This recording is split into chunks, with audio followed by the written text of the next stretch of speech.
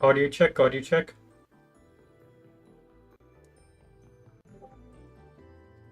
Audio check, audio check. Okay, good. Audio's working. Though you're probably going to hear that loop a few times.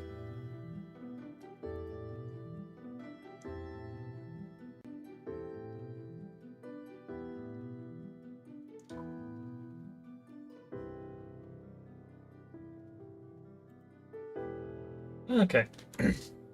What's going on, everyone? I'm Devin with TrueDevinGaming. Just got out of the shower, was feeling productive, and honestly, since I didn't stream last night, felt like I might as well stream me being productive for once. I know this is not what I usually stream at all. The heck? How you done? So, today I'm practicing. I'm learning how to I'm training to become a full stack developer. Yeah, I'll just show this. So there's this app here called Mimo. It's free for your phone and it's free online. It is used for, this is not sponsored, it's used for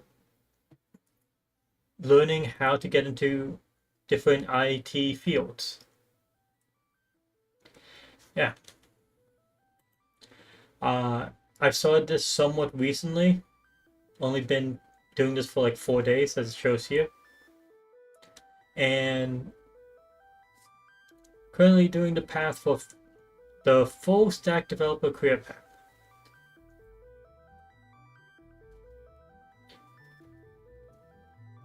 Let's see, can I show the actual full career path? Yeah. It takes a bit to get through all of it. But heck, it's a way to go ahead and learn how to code for free. So I'm like, okay, I'm trying this out, and I've been enjoying it a lot. It's actually quite good. So just for reference, I do have a bachelor's degree in computer science. So all this stuff comes very easy to me. And I have done the intro to web development class at my university. And well, with that, I can say the stuff covered in that class probably goes only up to like section 3 here. It does not go that far. So university class goes about to here. Just wanted to point out. There. Gonna be practicing on here.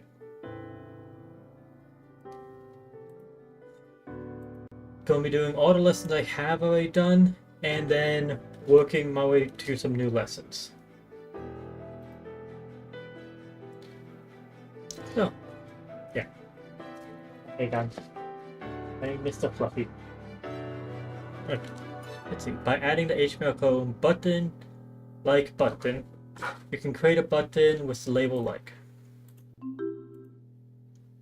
HTML code to create a button uses an opening tag. So opening tag, it's like this. Closing tag starts off with a slash. So it has to start off with an opening tag, end with a closing tag. Of course, there are certain tags that do not have an opening and closing tag. Those are called empty tags. In between those, for the button, we want the button to say the word like. So we put that in between. Time to test what you've learned so far. What type of tag is this? Add as a closing tag. Gotta fix something in OBS and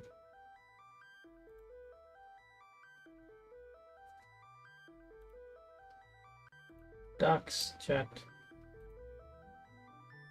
There we go. Yeah, that's a closing tag. Which of these tags is spelled out incorrectly? It starts with the slash, it doesn't end with the slash. Remember the previous example in this step? We'll create the buttons for Q, R, and D. We'll ignore the rest of the code for now. So for Q, opening tag, the middle, or the text in the middle, and then closing tag. How it's broken down.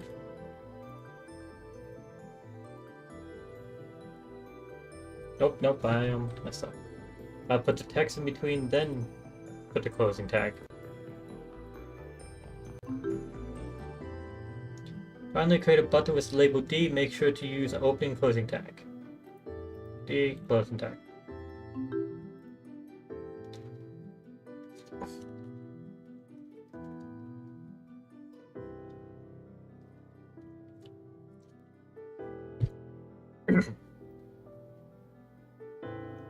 Okay, awesome, we've learned how to create a structure of a button. Before we add actions to them, move on to the next lesson to learn about an HTML element present on every web page out there.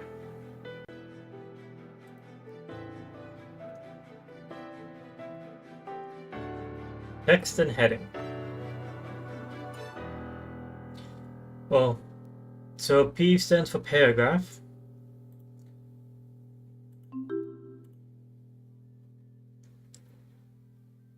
So make a button labeled post. Make a paragraph written out Mimo's font. So paragraphs you just put text in. Okay. Hey, now it finally actually lets me fill it out as a keyboard instead of pressing buttons. We can create headings in HTML to emphasize certain text. There are 6 sizes of heading in HTML, from H1 to H6. Which one of these HTML tags create a heading? H1. Now, code a heading that displays Snapchat. H1, Snapchat, closing tag. Add the closing tag to button. The heading tag emphasizes text by making them bigger and bolder. H1 is the biggest and boldest, and H6 is the smallest and least bold. Which of these HTML tags create a smaller heading than H1?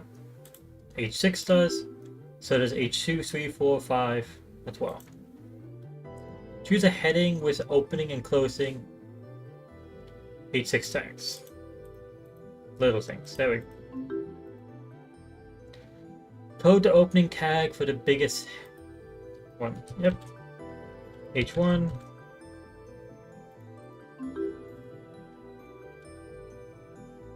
Code the opening tag for the second biggest heading.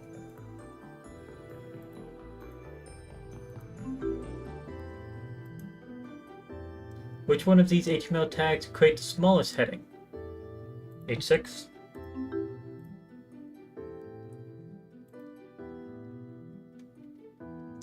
So we finished discovering HTML and tags. Next one, structuring text with tags.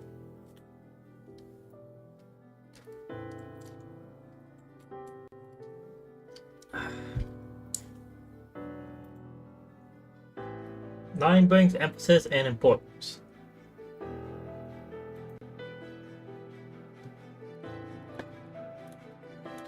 Okay, so a line break. Starting a new line. Very simple. This one is going to be an empty tag, where you don't need to have a closing tag, it's just the opening. So you just start a new tag or a new line whenever you use these.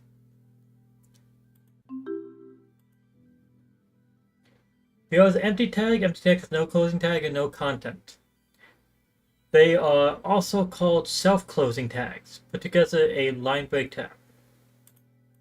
BR close.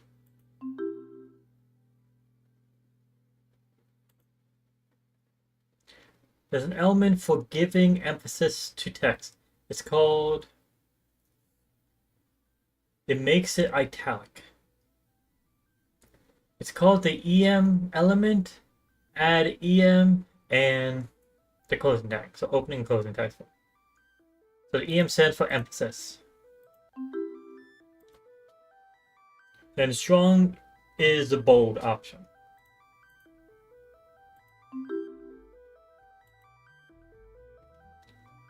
What's the BR tag for? Add a line break. Which of these tags is an empty or self-closing tag? BR again, the line break. Which of these tags give emphasis to text EM? What are the strong and closing strong tags for? They define text as important. They make the text unbreakable without line break. No, they make it bold. They define it as important. Give emphasis to the album title by adding the opening and closing emphasis tags. Add a line break to the address between Mimo and Vienna, Austria, such that Mimo appears on one line and Vienna, Austria appears below it. Just gotta remember there's no slash in the line break tag. Give emphasis to words in the second sentence. Okay. Define rock you as important text by coding strong.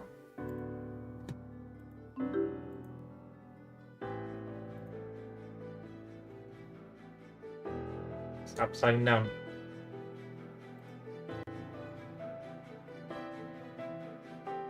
Oh yeah. So the streak does not continue unless you try a new lesson. So we did that. So now we're up to HTML Basics 1. How many paragraphs will this web page have? We have a heading and then 2. Add the missing closing tag. Gotta know the difference between a backslash and a forward slash. I don't know the difference, I just know which one is actually...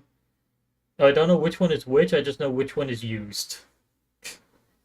Because back and forward slash, I don't know which one is which. Just know it goes from bottom left to top right. Add the right snippets to make the headings. So we have heading 1, heading 2, heading 2. Just gotta match to the closing tag. Give this website the biggest heading. H1. What's wrong with this webpage? Finally, this is the actual type of... All that stuff so far has been like, okay, just giving... Or just follow the answers. Let's actually look at it. So... Very beginning. You're starting with a closing tag and then ending with a closing tag. There's no opening H1 tag. What's wrong with these emphasis tags? Again, there's a slash sign in the opening tag. Go to opening that defines text as important. I would actually just go to it this time. Just type it out myself. Why is a line break tag an empty tag? Because it has no opening tag, because it has no closing tag, because it has no effect on structure of web page. No, it's the closing tag.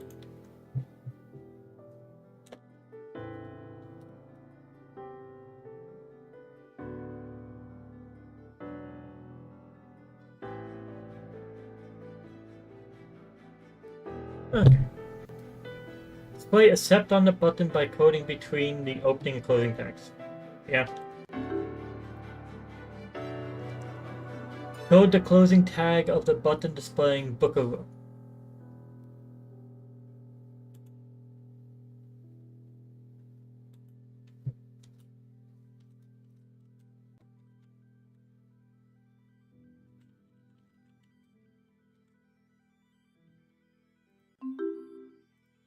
There we go. What's wrong with this code? Button, closes button, has text here. Nothing. Nothing's wrong with this one. Place the last button below the other by coding.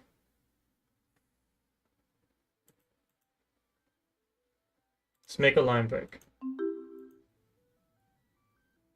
Place the button displaying copy to clipboard next to the other button on the web page.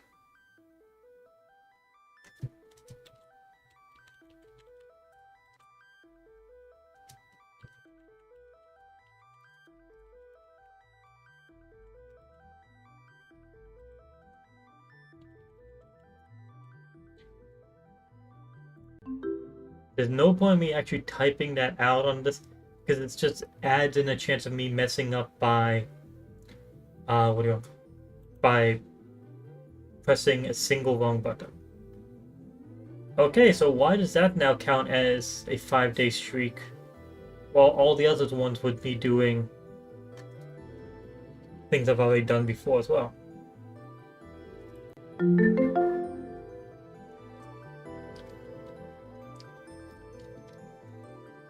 Okay. Not going to question it for that long. I have to say, it does feel like this app, Mimo, is very similar to Duolingo in its UI and styling. And that's a good thing. We did this. And then we can do the practice, supercharged practice for all three of these. Hey, actually text. Add the H1 element and a P element with some text of your choice. So heading 1,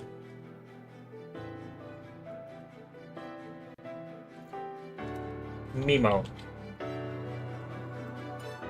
Closing it. And then the paragraph.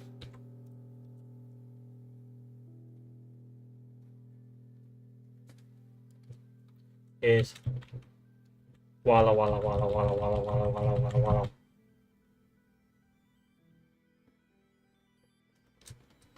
I'm just gonna give it a line break.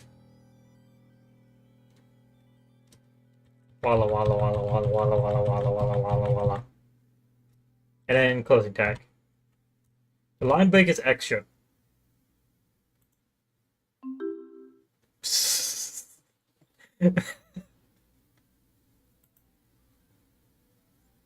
Add the body tags to this web page. Let's see. So you put body underneath it, slash body.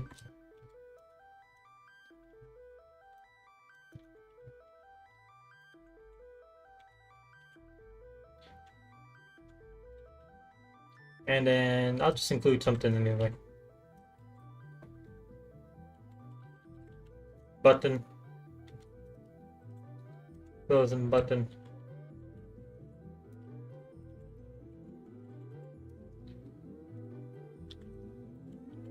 Strong.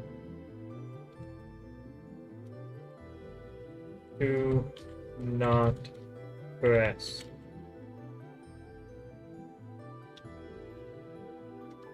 Strong. Closing tag.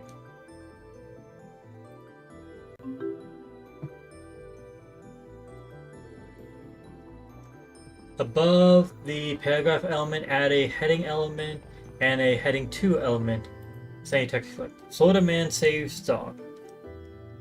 Very first, the heading element has to be Onion News Network.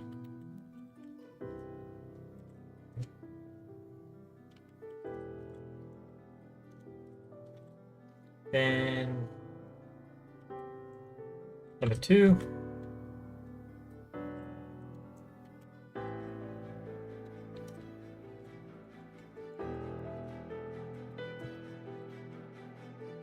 Florida and saves dog from iOS.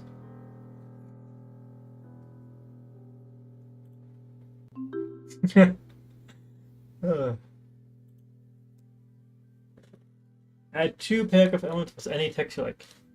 Humorous lyrics.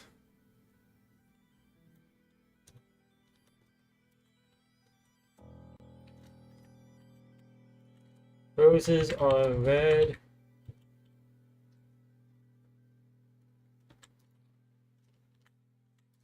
Yo mom's a hoe.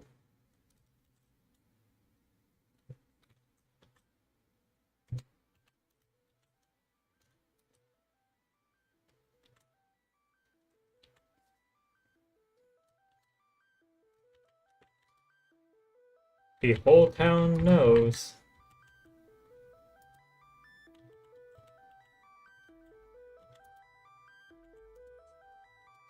For sure.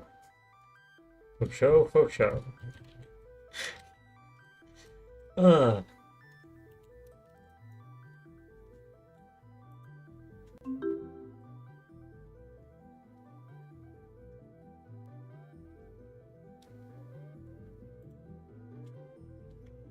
Find two issues on this web page and fix them. So we have HTML to closing HTML, body to closing body. H1 is not closing, and H2 is not closing. There we go.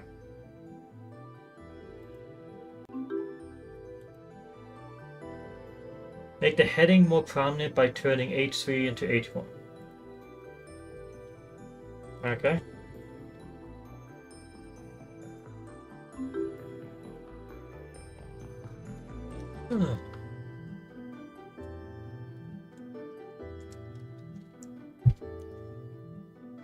Create two paragraph elements by adding opening and closing paragraph tags before and after the two sentences. So I have to use these two sentences.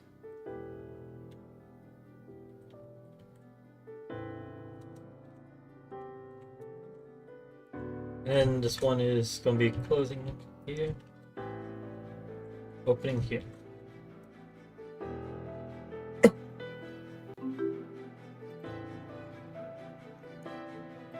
Add a heading 1 and a heading 2 in a paragraph element with any text you like.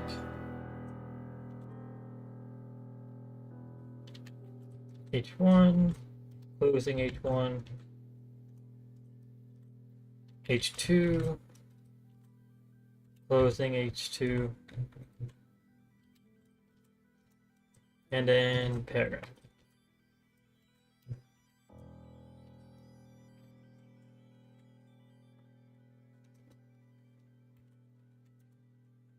The Muppets.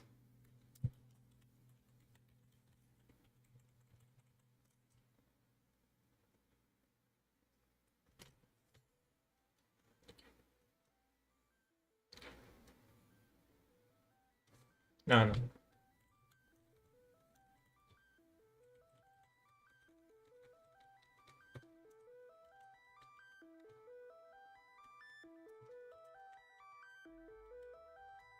Drugs gone bad.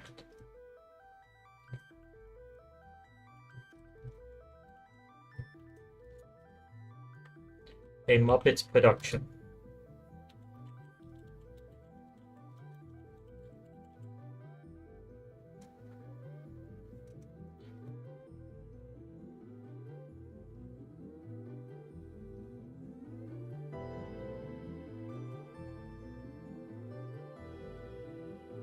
Starring Big Bird and Oscar the Witch.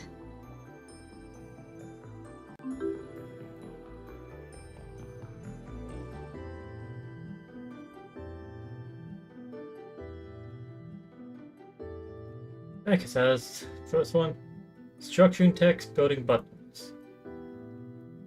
Emphasize the don't on this web page using the emphasis one. Hi, Egon. How you doing?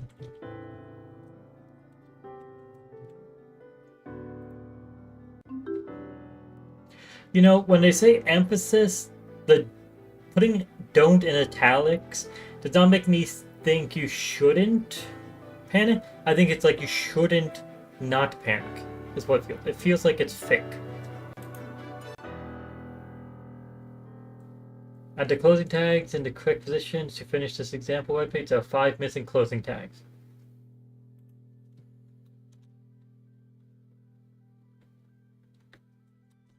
Plus off.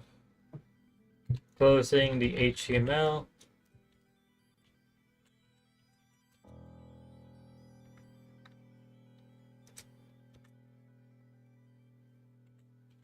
We have body that we have to close.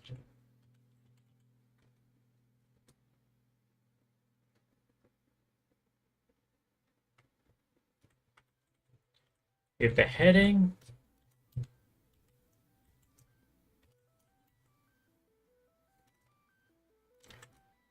We have strong, and then paragraph.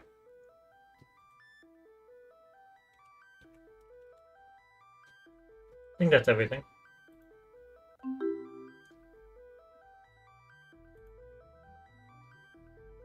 Give raw some importance using strong.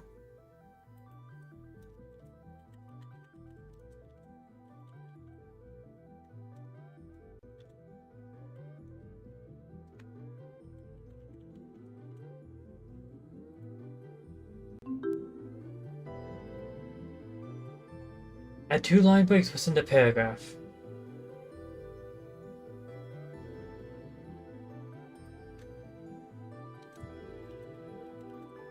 One here. The two roads diverged in a wood, and I took the one less traveled by. That'd be right here would be a good spot for them.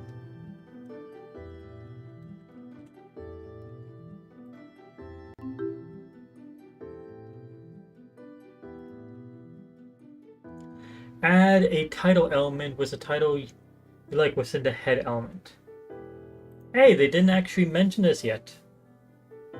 But yeah, title element basically is what will be shown in your tag. Like when you are switching through the different tabs on your monitor, but in your browser, whatever's shown at the top is what is supposed to be there.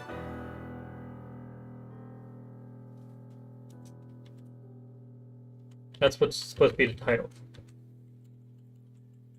So like right now, mine says learn to code, Mimo, Python, just other stuff. Let me just type out that. Learn to code.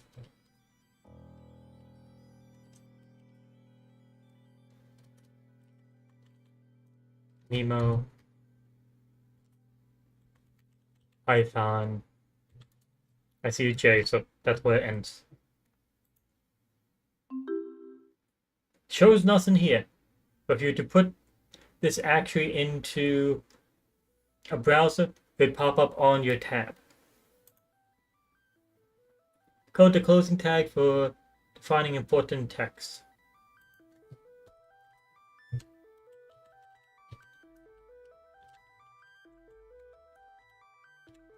Misspelled strong. Yay. Add the missing tag doc type HTML to the top of the page. Oh yeah, this tag is the one that is used for declaring that this text doc that we're typing on is an HTML document.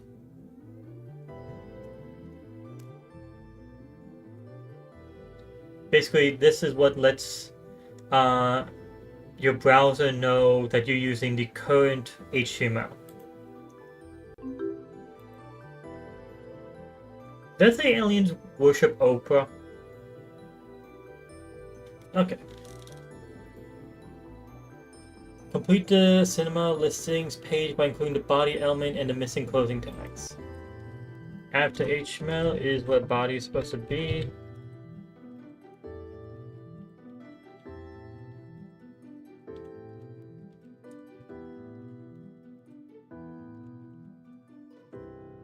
There we go.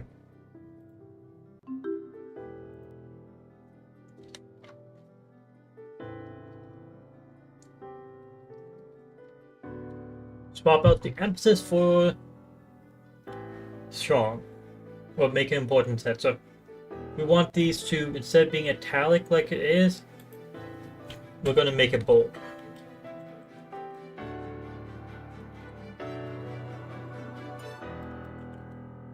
That's all.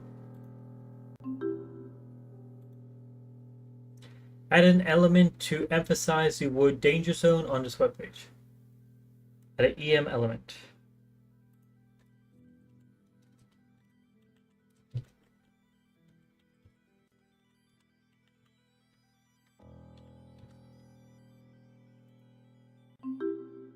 There we go.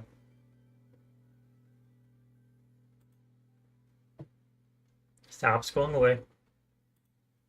So structuring text with tags and now building buttons. Create a button that displays follow on the web page. Web page means it has to be within the body section. Could be above or below the heading. So place the word follow.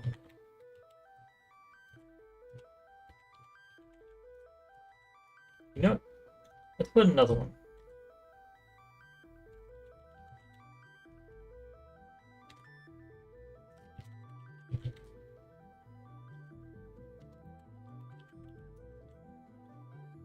There, we have two. We have two buttons. They don't do anything but to say follow. Find what's wrong with this web page and fix it. There is one thing to fix. Starts with doc type, HTML, closing HTML, body, closing body, button did not close. There we go. Create a button displaying play/pause between the previous and next buttons. So between these two, create a button.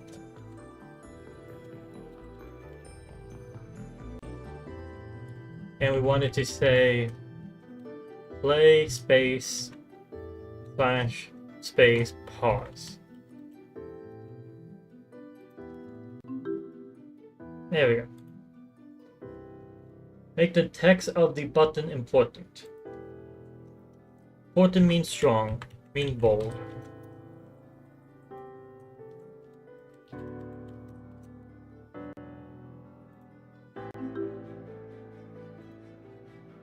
Create a button that displays like on the web page. So within body, we'll make a button. You know, I'm gonna also make it emphasis, make it italic. Say the word like, /em, close, /button, close.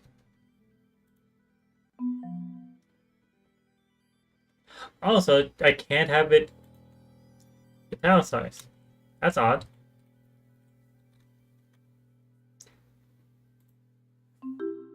That is disappointing. I thought that would be fine, just adding extra to it, but it still says, this still displays like. Displays these buttons next to each other on the web page. So we just need to remove the line breaks. Twist it, bop it, pull it. Place 3 buttons to display 1, 2, and 3 in a horizontal line, so next to each other. Button, button, button. I forgot closing that one.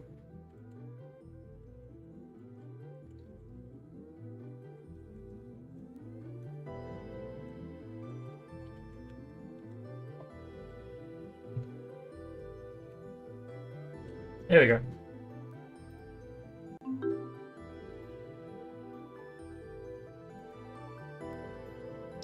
Modify code so that the buttons with text 1, 2, and 3 will be above the buttons with text 4, 5, and 6. We add a line break right here. That's all.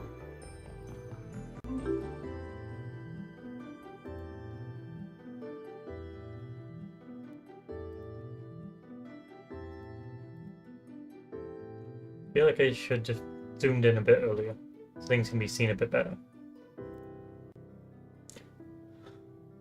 Code a button displaying add emoji above the send message button. Okay. Button. Closing button. Add a line break so it'll be above it. And then what the text needs to be is add emoji.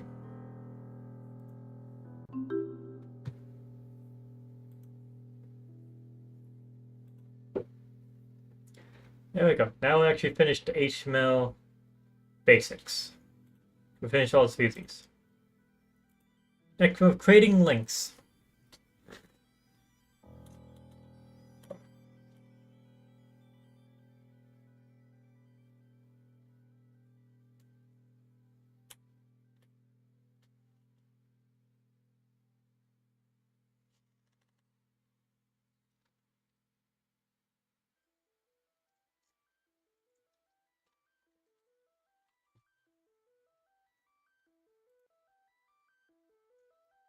Click on take a break to use the link. Ah, Google refused to connect. Start creating a link. We add the text in between the A and closing A tags. This won't highlight the text yet. A stands for anchor. So hyperlink is made with an anchor.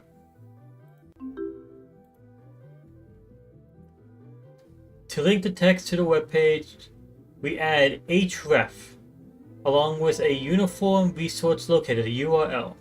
So that's what URL sounds. href is short for hypertext reference. Okay, I was not thinking that's what it said. I knew the reference part, but I thought it was going to be hyperlink, not hypertext. So hyperref equals, and there's a link.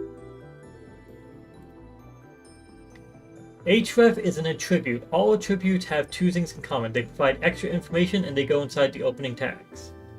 Attributes are added after the name of the tag and before the closing sign. Now, I was taking notes earlier. I want to see if I actually included that one.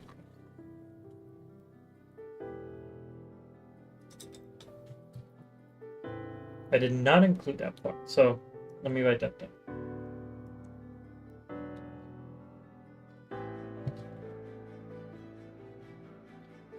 An attribute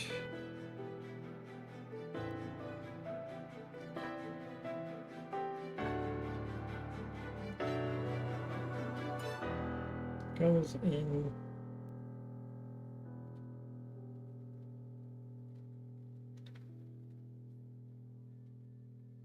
there we go.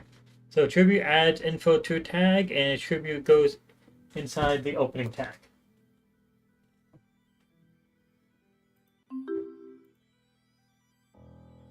We link to a web page by adding the equal sign after attribute and a URL as value in between quotes.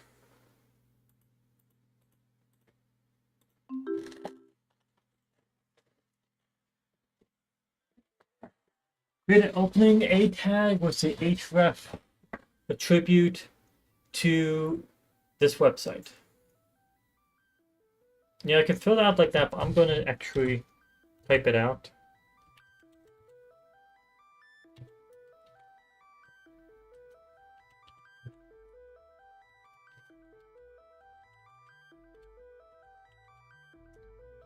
The reason why I'm typing it out is so that I actually get sort of what the muscle memory of the code is. Like just pressing buttons with the cursor, the mouse, doesn't really get the syntax of code locked into your head. You have to actually write it out or type it out to learn it. What do links do? Link web pages to other web pages and website. Emphasize text. Yeah, that's one. Some of these questions are stupid, but they get the point too. Why is the link not working? Has no href attribute. What happens when a visitor clicks the link on this web page? Href equals the link directs the user to another website. What are attributes for? To provide additional information about tags. There are different types of attributes, though the only one we've gone over so far is the href attribute. There are other ones, like when we go to a image element, where we put an image into a web page, there will be the source, which is basically just href. It tells you where you get the image from. So that again. But then there's also going to be height, there's going to be width, there's going to be other things. Pick the opening tag that makes the link clickable. The one that has a link. Add the attribute and its value so that clicking the link directs users to the Facebook website.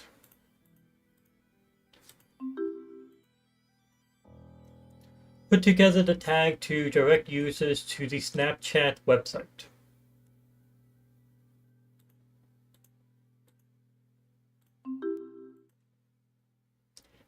Type the href attribute.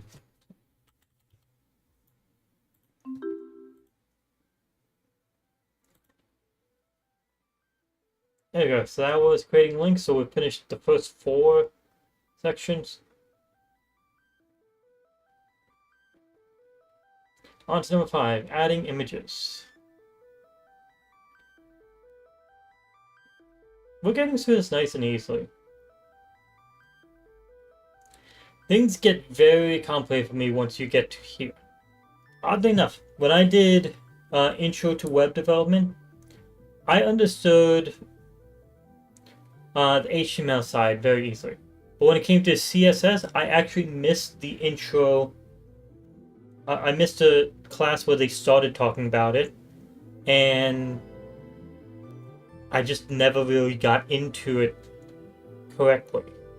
So the CSS, which is the design side, so the make things look good side, I kinda sucked at that because I skipped that. I wasn't there for it.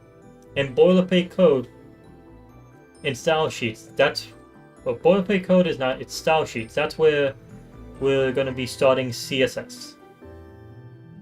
That's where this starts.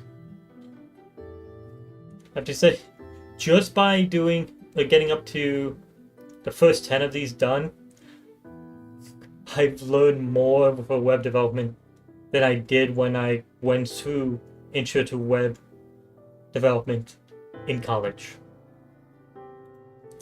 That is one hell of a thing to be able to say.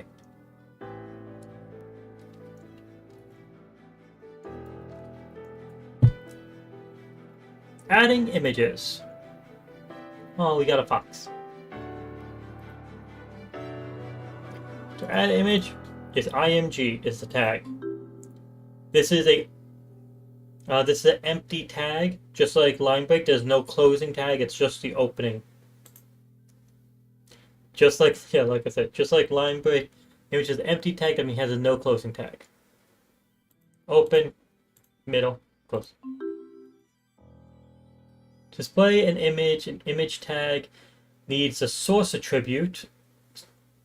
SRC stands for source. Yeah, basically this is the image version for href. Tells you where to get the image from. We set the image we want to display with an equal sign and the image's address between double quotes. SRC equals, and then the link, or the address, not the link. We can use attributes to change the size of images. Like I said, there was other attributes like width and height. The width and height attribute use pixels as the default unit of measurement.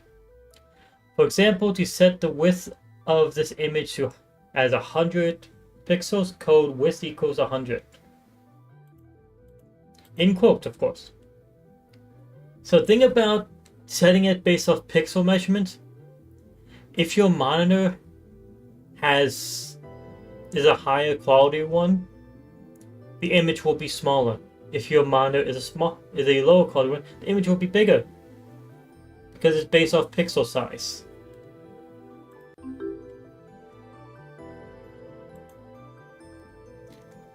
Add a height attribute to just the height.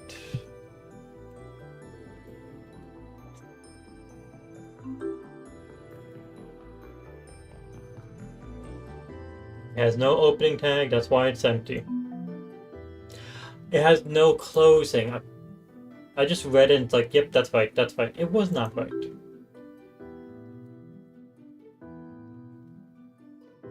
I saw that there's no slash. I was like, yep, that's the reason. I'm an idiot sometimes. Well, it was going too quickly. How many images will appear on this website on this web page too? Oh yeah, the difference between website and web page. Web page is a single page. Website contains multiple, or at least one.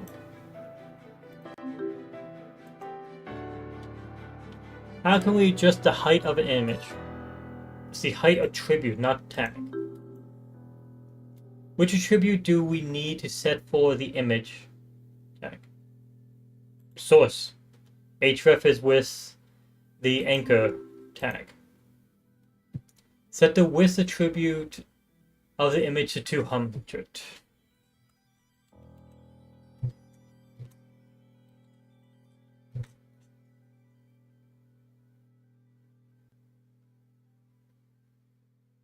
Okay, it didn't let me just type it out. I actually have to fill it out normal. Don't know why. Pick the correct tag for an image. Opening, image, source equals address, close. Use the correct attribute to set the source of the image. src. Code the height of the image with height equals 100. h8 equal 100 close.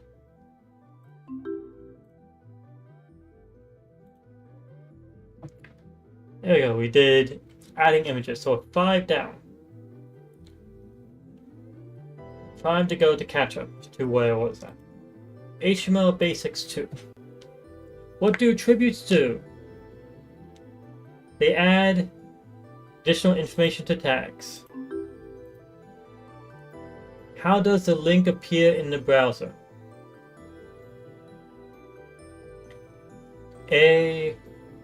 We have ourselves a link, emphasis, so this is italic. Elliott page, close that, close the link. Elliott page was emphasis, but was a broken link. No, the link is with emphasis. There we go. What's wrong with this code? It says source, it's supposed to be href. Complete the code to make it work properly. href.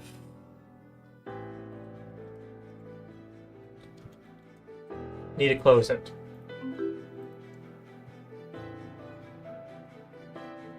Add the correct attribute to the A tag. A uses href. What's wrong with this image element? A source. Nothing.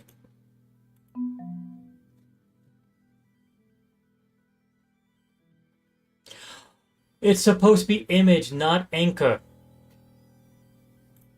I didn't read these, I just looked at like, oh, yep, that will look fine. That's on me again. I just missed it. Set the width attribute in this image to 300.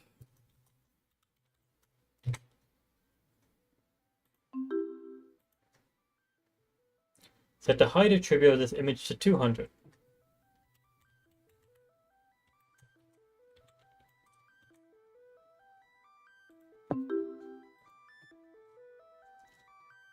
How many image elements does this code have? 1.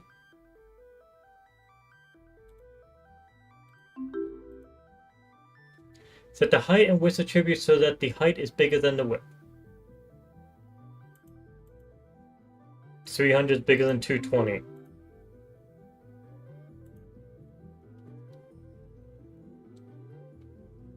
Add a supercharge. The supercharged ones are the ones that actually are like practice.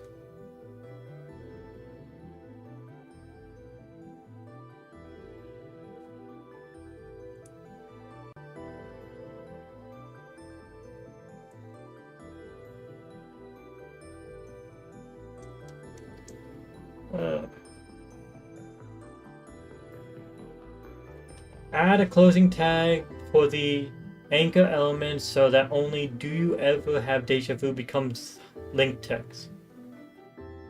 We need to add a closing tag after the word "vu." There we go.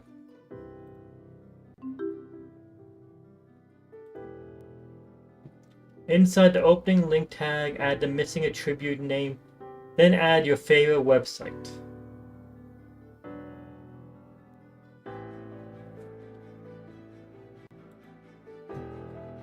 Anchor. And I'm just going with Google.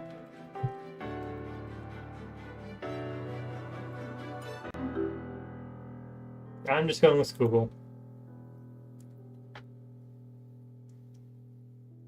Inside the opening link tag, add the href attribute name if you want to change the link so that it takes you to a social media account. I don't want to.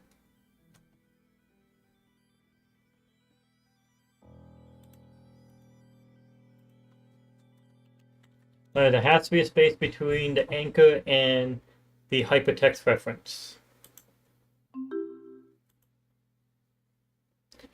Code this with a link to a website you like, then display some text. Okay. Again, we're just going to use Google. href equals https://www.google.com closing Google /a. There we go.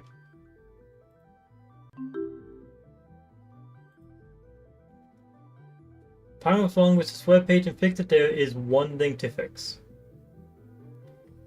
Okay, write document type, HTML opens and close, body opens and close. A is using source instead of href.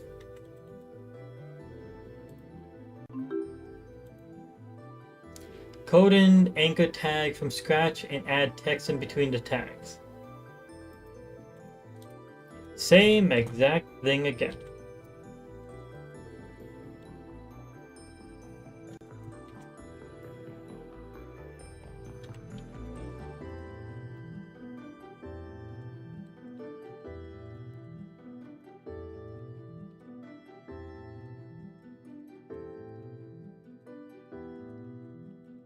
Google again.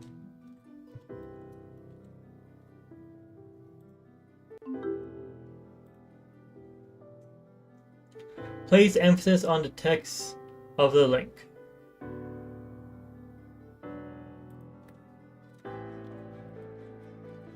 The text in the link is Elliot Page.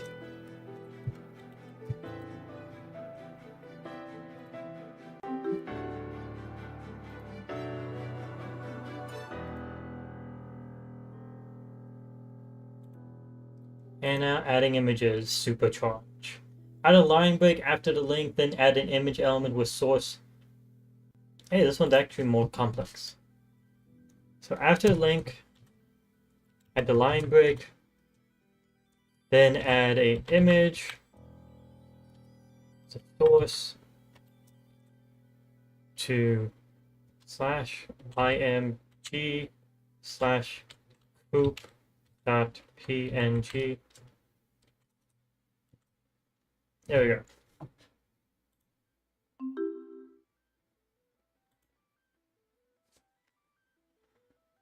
Set the width and height attributes of the local image to 100.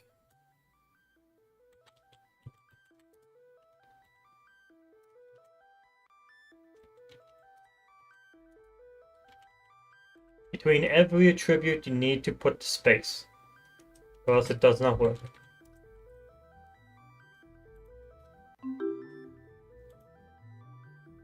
Put another image element with the source set to lighthouse, then give the same height and width as the image of trees. Yeah, I'm going to put them underneath. I don't want them next to each other, they're going to be underneath. img source equal slash img slash lighthouse dot png closing. Now we need height equals 120 and width equals 120.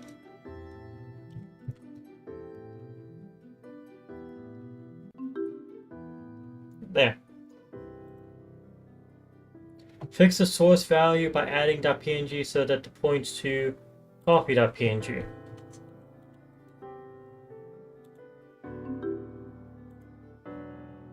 Set the source attribute to the local file. Yeah, I'm not going to read that off.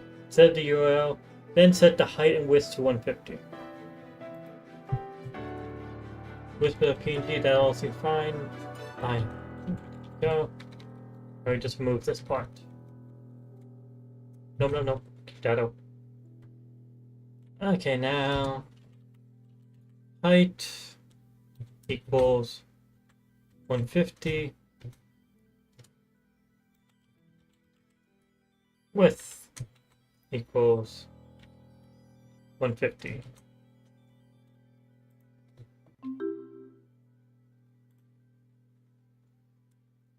Add an image tag with the source attribute set to the value. Okay, img source equals I don't need to add the slash img slash trees dot png closing.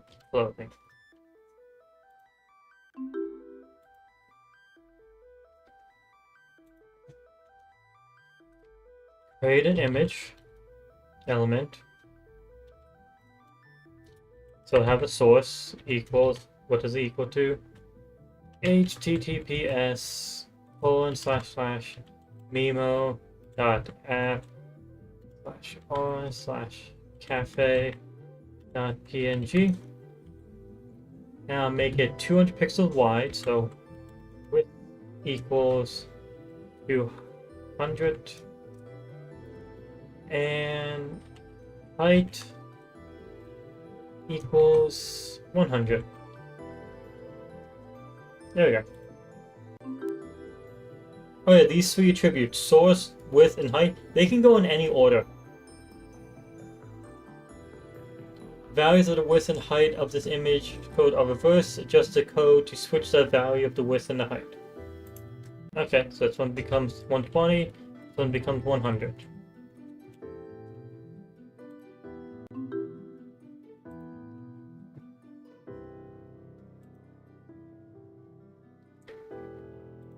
There we go, finish this. So now done with 6, 1, 2.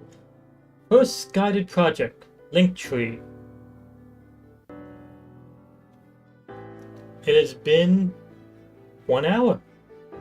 So going through all these took us an hour.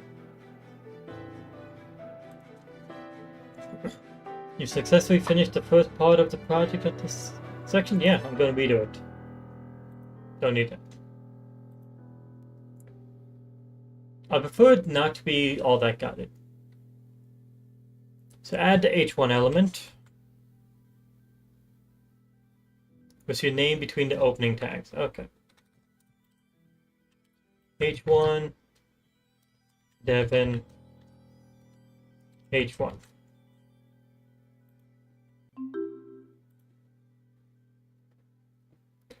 Let's see, below the H1 element, create an H2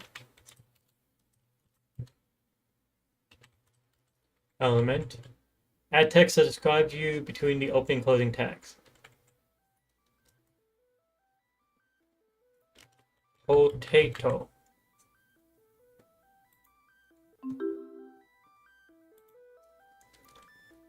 Below the H2, create a paragraph element. Then inside the paragraph, add a welcome message. Welcome all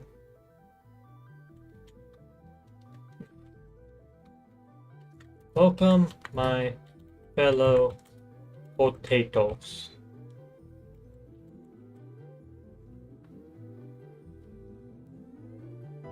That is not how you spell potatoes. There we go. I think. I'm not sure. It's one of the weird ones. I just think of one potato usually. Below the P, create an anchor. That means href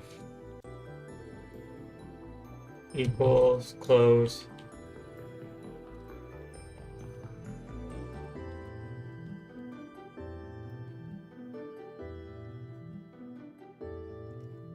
Between the tags, add the name of the website you would want to link to. Okay, we're doing Google again.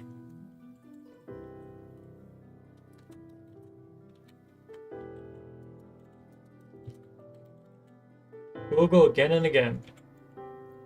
https://www.google.com.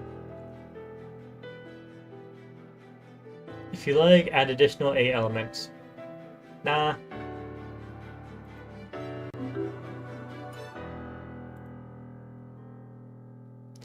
Inside each opening A tag, that's why there's only one, add an href attribute and set the value to website you want to link. I already did that.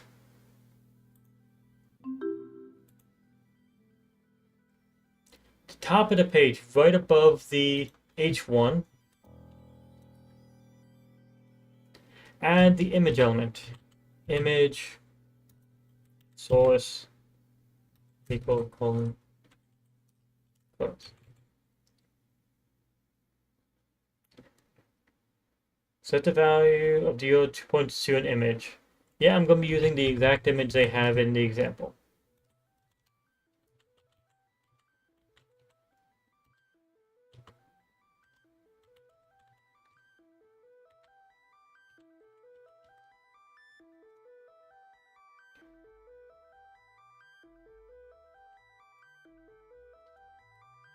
Let me give it a height of 200. There you go, better size.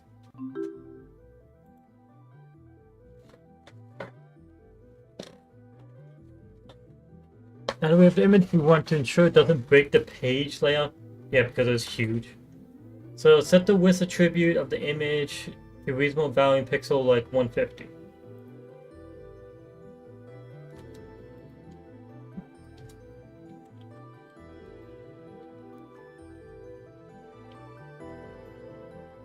Okay. Yay, finished the project.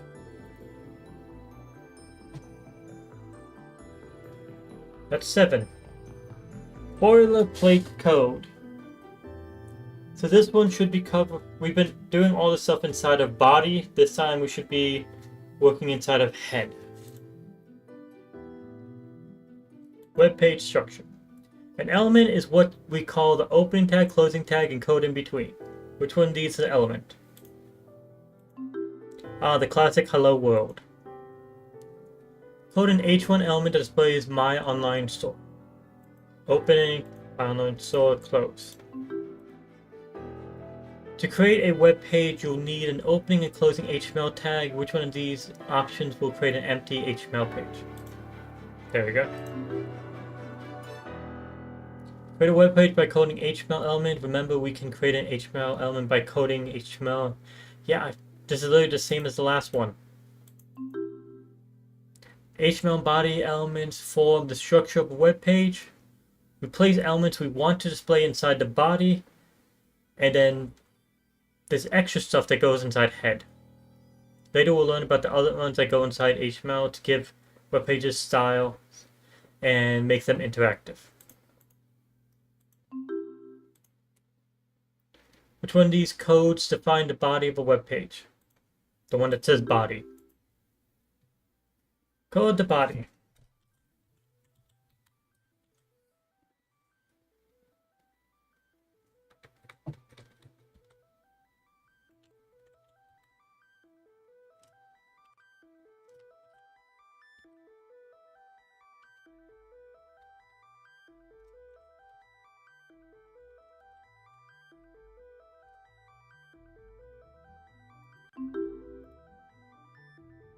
We must place content such as headings inside the body tag. Display a heading on the web page. Code the opening tag, display a button.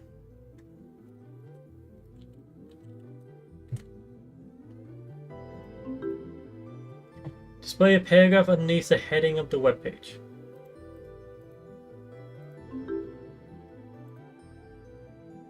Display the larger heading on top of the smaller heading. H1 is larger, H6 is smaller.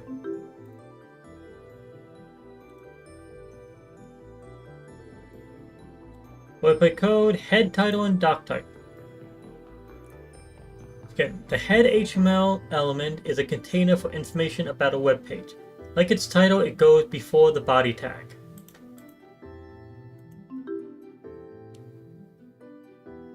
Does that mean that the N1 is going to be foot, head, body, foot? Or is it going to be like head, body, leg? Head, body, tail?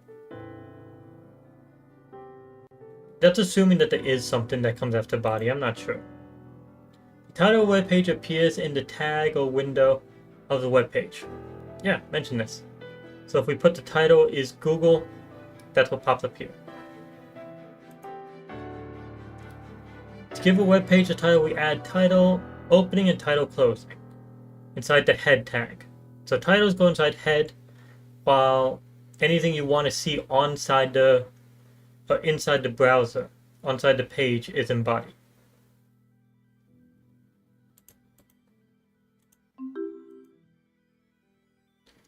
The doc type tells the web browser what version of HTML we're using.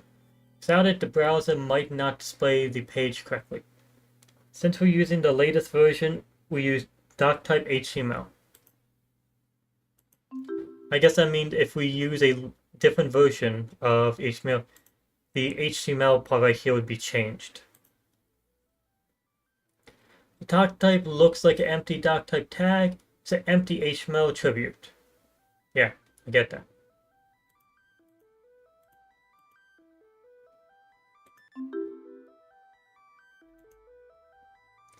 What's the head tag for?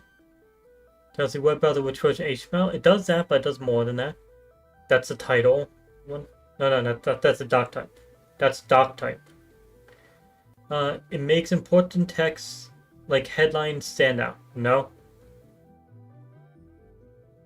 That is strong. It defines the title of a web page. That's title. It's a container for information about a web page. There we go. How can we define a web page's title so that it appears in the tab or window? We use title. What does the doc type HTML do? Defines the title. It tells the web browser which version of HTML a web page uses. Yes. What happens when there's no doc type in a web page? The web browser has to guess the HTML version, I guess. Code the correct opening tag.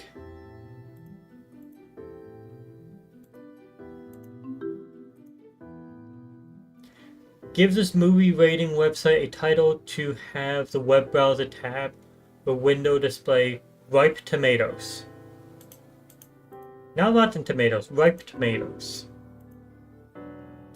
Make sure the web browser knows version of HTML to use for this cryptocurrency website.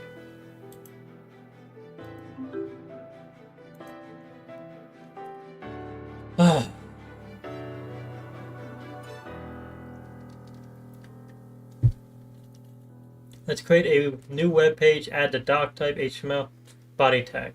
Then add some text inside the body tags. So we start off with doc type, open HTML, open body, put in the text inside of it, close body, close HTML.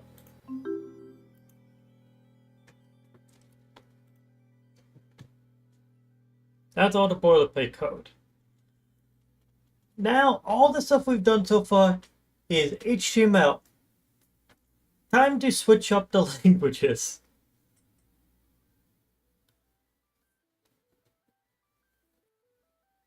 Style sheet and basic selectors.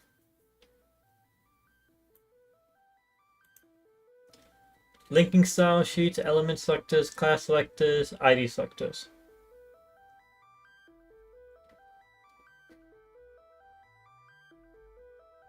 Okay, so this will be name, this will be doc name, this will be hashtag name.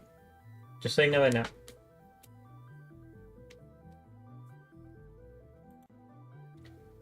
We'll now move on to making great looking websites with the help of styling languages called CSS, short for Cascading Style Sheets.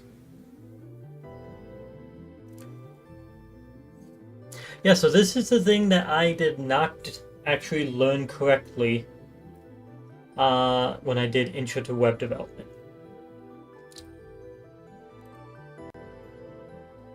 And this, I'll say this right now, I wish I had access to Mimo at that time, because this makes it way easier to understand.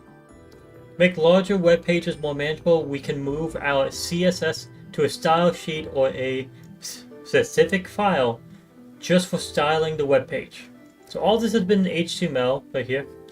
We have a second page here, which is going to be the style sheet, which is all in CSS. You can see the code looks quite different. This one uses a lot of greater than less than symbols and a lot of tags like that, while this one uses curly brackets and semicolons.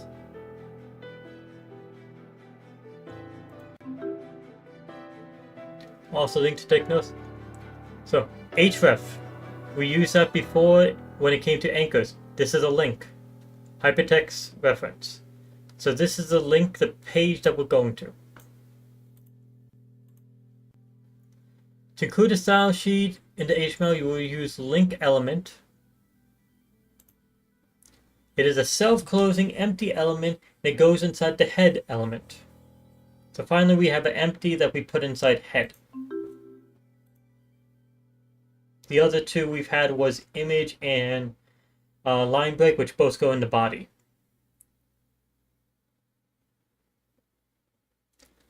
Now, what the fuck does REL actually stand for? That is something I don't know. Let me just look it up.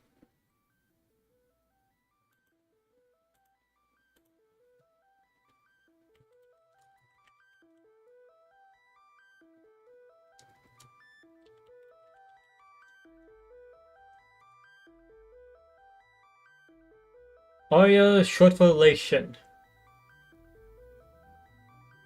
The relation, it specifies the relation between the tag and href. Okay. So relation equals style sheet.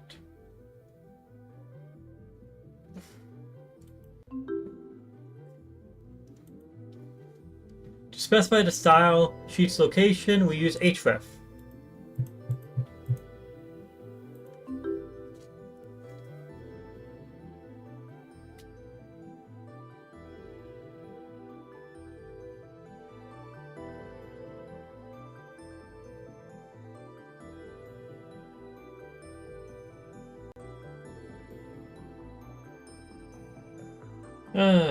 My roommate's plane has been delayed. His flight has been delayed.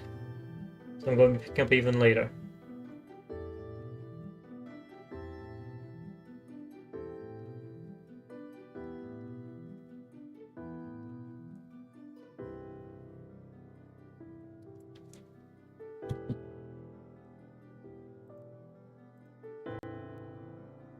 Inside the CSS file, we specify which elements to tag or to style with a tag selector.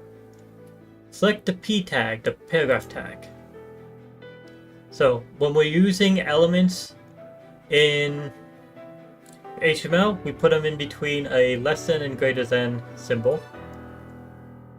But when we're actually using them in here for a selector, we just put the name.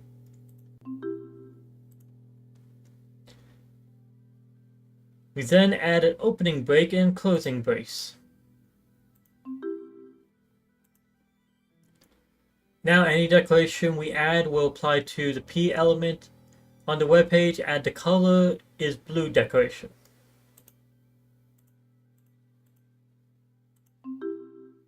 And so the color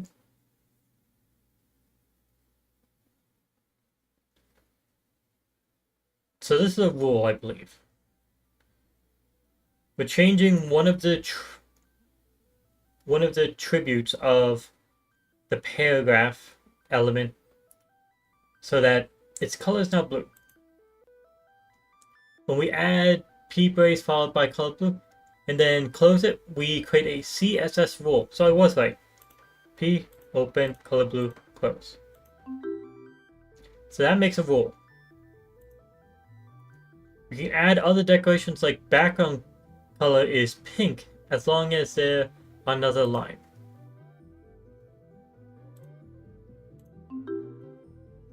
Yeah. I'd like to know all the different types of rules. I'm assuming they're not going to explain every single one of them. Just like when it says color, I want to know, is it like just a list of colors that HTML accepts? Or is it like different format for it? How can we style a website using a style sheet? And this is foreshadowing because in the future we're going to be using or connecting to JavaScript to actually connect the buttons to other things as well. Because right now we only have HTML for the basic website and then CSS for the making things look better. JavaScript will make it more functional. What happens when we style elements on a web page and included style sheet? Elements become interactive. That is what the JavaScript will be for. Any changes to the style sheet become visible on the web page. How can we apply a style to an element? Adding its name, braces, and style changes in a style sheet. What does href attribute do in this piece of code? It allows the link element to find the style sheet. Tells the link element what kind of file. No, that's what the rel element does. Or that's what the rel attribute does. Assemble the element we use to include in the style sheet.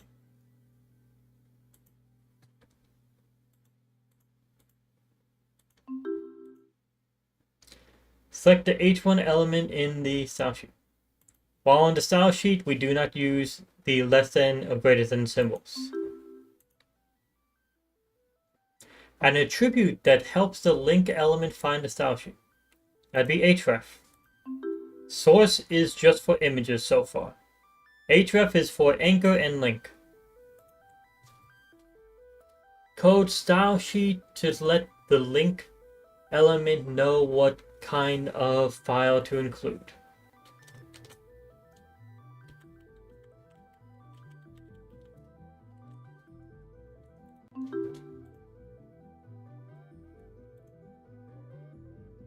There we go.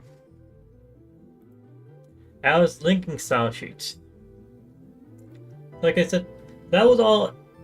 We linked them and we used some element selectors. For the use of the element selector, we will be just placing down the name. Class selector will be with a dot, a period, and ID selector will be with the hashtag symbol. So body, okay? We want background color to be blue, and then we end with a semicolon. All rules end, well, I guess they want this entire thing to count as a rule. Every one of these lines end with a semicolon. Styles like colors white set or when set inside the body rule will apply to all elements inside the body tag. So this will apply to paragraphs, headings, every bit of text.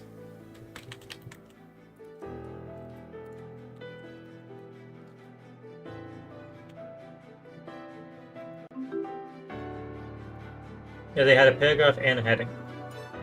We can style as many elements as we want as long as we add a space between different rules. Yeah, so font family. That's a new one. So you can change the type of font here. Use the body tag. Using the body tag is one of the easiest ways to add overlapping rules of elements. So we set the background to corn silk. But if we set the background for H1 or paragraph, then it would have another level background.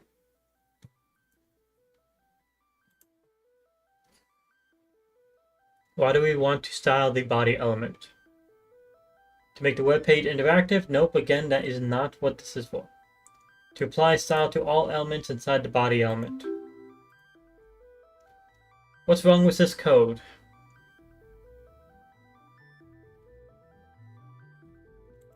It is missing the opening curly bracket. What happens when we change the background color of the H1 element? The background changes for all elements on the web page? Nope, that's if it was body. The background changes only for the H1 elements. Yep, just this section. How many rules can we add to a CSS file? As many as we want. Set the background color of all elements on this web page to the value of 0. So in body, background color is 0. And the color of the heading to gray.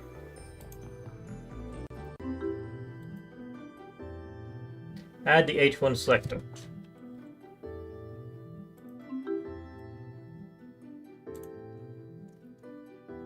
Add the declaration font style is italic, so there's two ways to make italic now. We use font style or we use emphasis. One is in HTML, one is in CSS. To boast a rule for H3 and for B. We're using font style italic twice. Oh.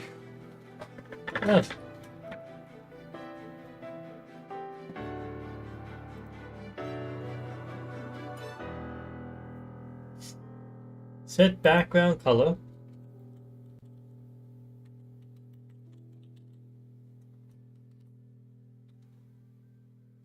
I did that wrong.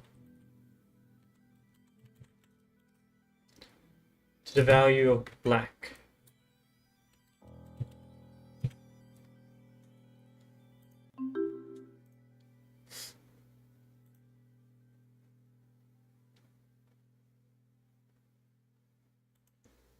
Now on to class selectors.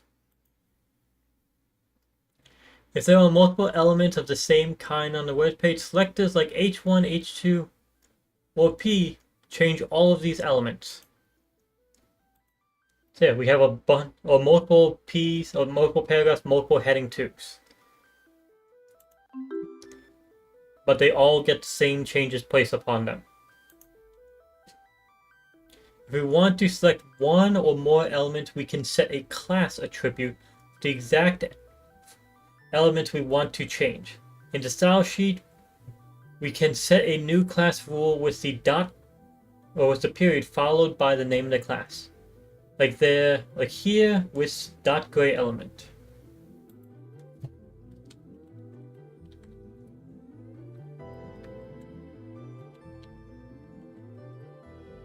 The reason why we're using dot gray element is because we have this. Class is equal to, in parentheses, gray element. That's why.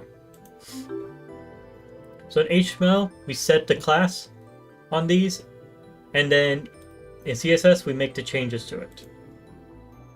Rules for class will apply to all elements that have the class attribute in the HTML.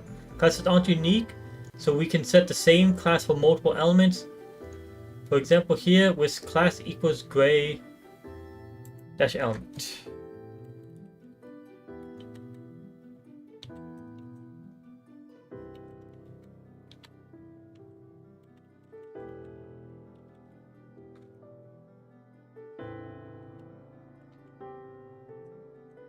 There we go.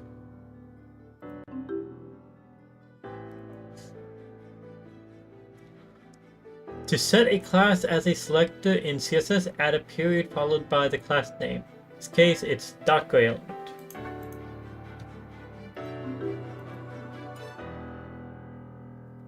How do we apply a style to one or more, but not all elements of a web page with a class selector?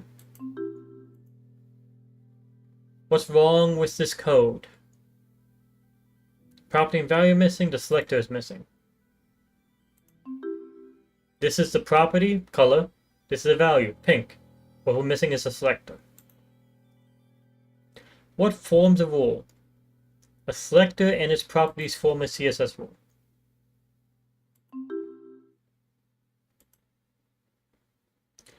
What's wrong with this rule? Dot name, color, the color isn't filled out.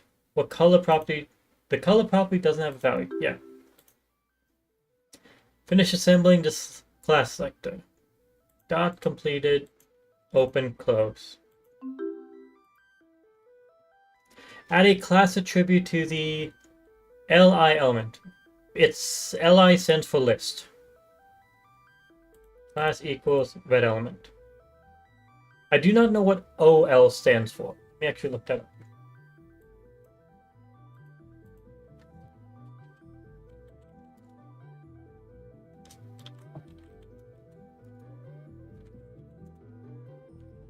OL stands for ordered list.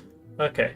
And li is used to define each list item. So li doesn't stand for list, it stands for list item. Okay.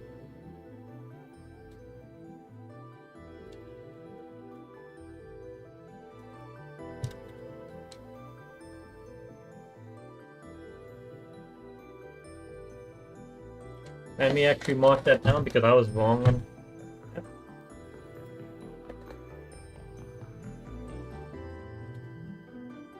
OL.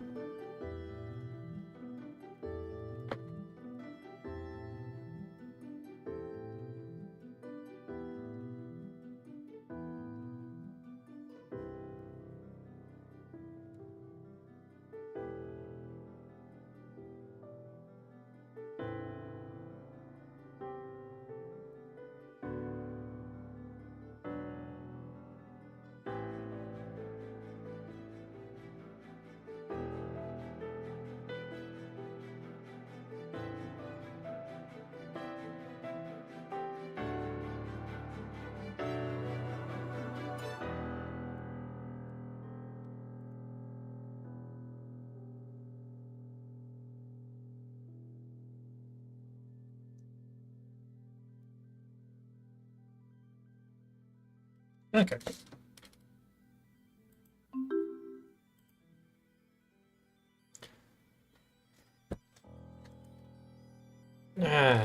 Just accidentally drew on myself. Pick the class selector to apply the rule to all elements with the class attribute set to teal element. The dot name selector. Yeah, let's just type it in. We'll get everything this has the class of name. Now code the selector to select the H1 element using its class name. H1, its class name is title. So dot title.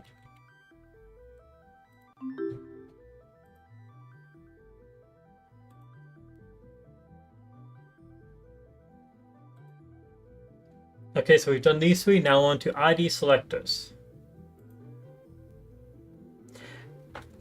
Yeah, this section takes a bit longer in general. We've seen how we use the HTML tags and CSS classes to change the style of groups of elements. Include the button tag selector to make all buttons light blue. And the text class selector to make the text italic. .text.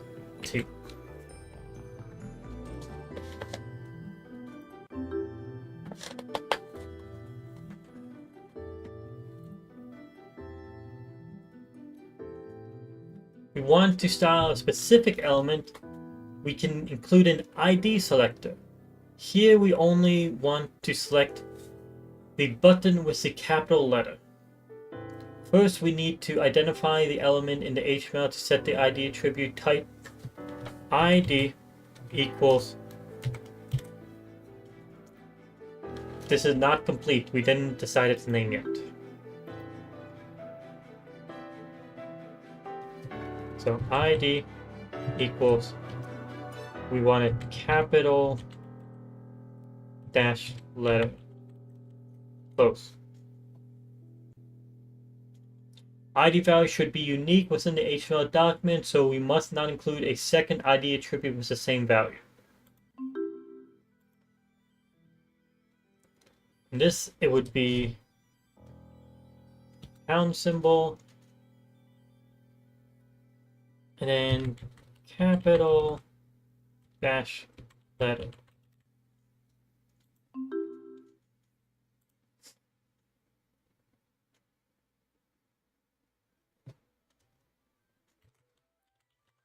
Capital dash letter.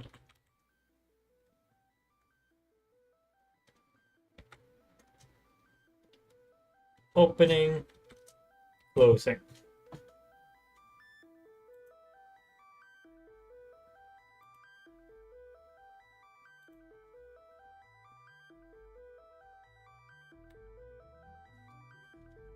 IDs will help us with JavaScript and we shouldn't overuse them with style.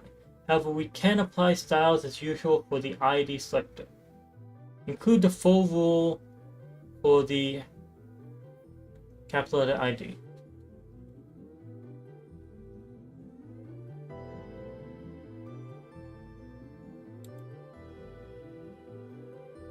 Is this not what it was supposed to do?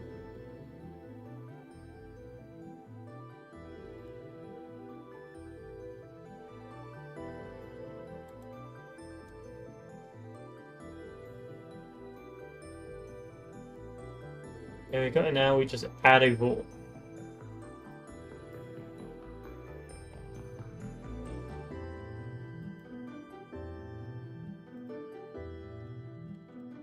Color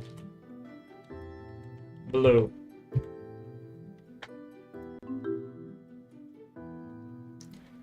Oh! This was... I did color blue because I remember doing this one before. I did not realize that this was all just hidden. What are IDs for? IDs style groups of elements. IDs identify unique elements. How do we set an ID attribute in the HTML file? Typing ID in the opening tag. Typing ID between the opening and close tag. It's in the opening tag.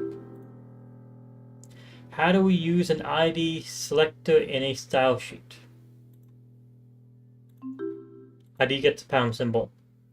Why do we say IDs are unique? Because two elements must not have the same ID. Set the ID for the heading element to title. Style the text using an ID selector. Style the element with ID basketball.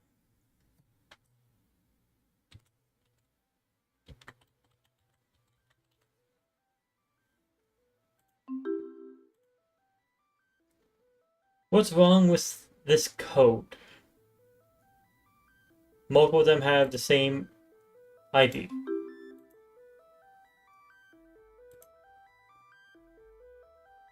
There we go, we're finished with number 9. This is the last one I've done so far, styling text. Font properties.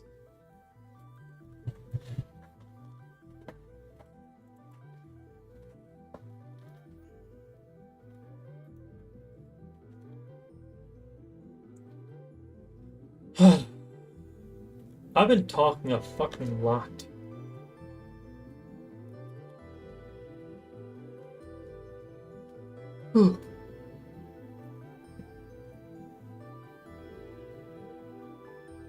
Oh yeah, my skin is pink right now. I spent quite a bit of time outside yesterday. So I actually have color. I usually am like literally white as a page. Speaking of, white as a page. Let's go back to... One of the most important parts of a website is the text. We can modify text in a lot of ways, from the size to the style to the thickness.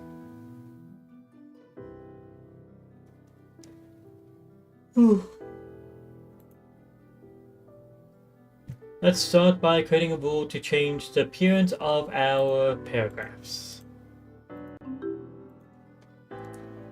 Now, to change how big the text is, we use font size. So font size is for the font size. Important thing, this does not fucking show you. You should not have a space in between the size and the pixels. And once again, we're using pixel measurement for size.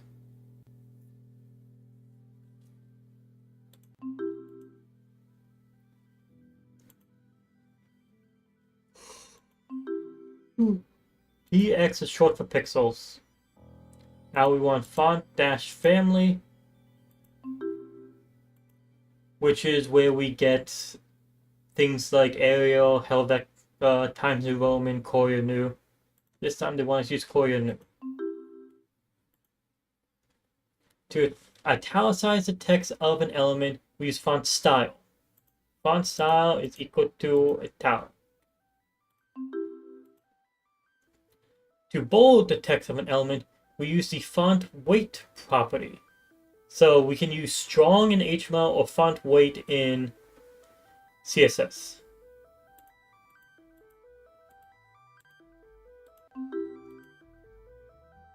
How do we change the size of text on a web page?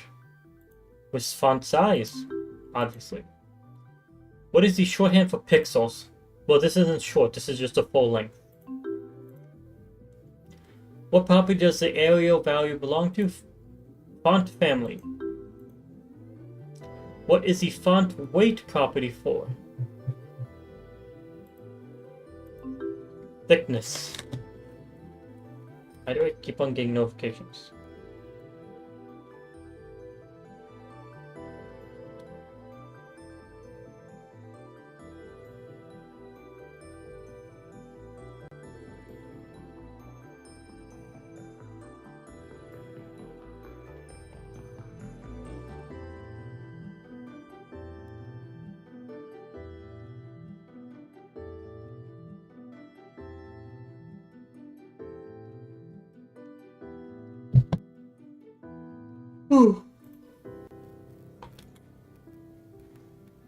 So we want to set the font weight to bold.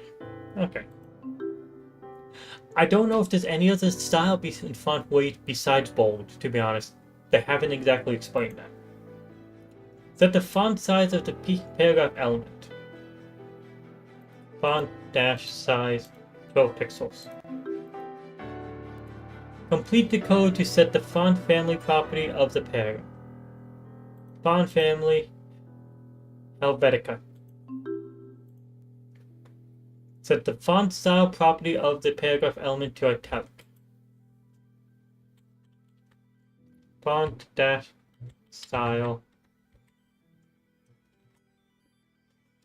space italic. Again, I don't know if there's other styles besides italic.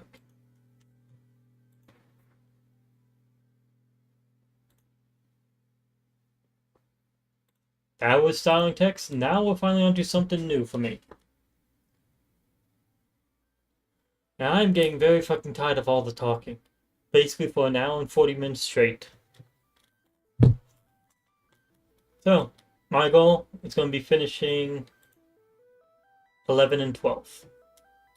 When done right, websites give you the right information in a fast and easy way.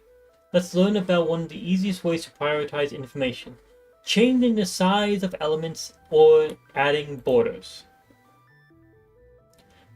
To change the height of an element, we use the height property. Ah.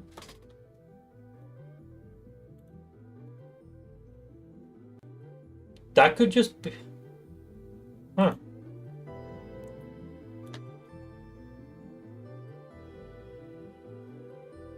So we can use an attribute and a property basically the same exact way.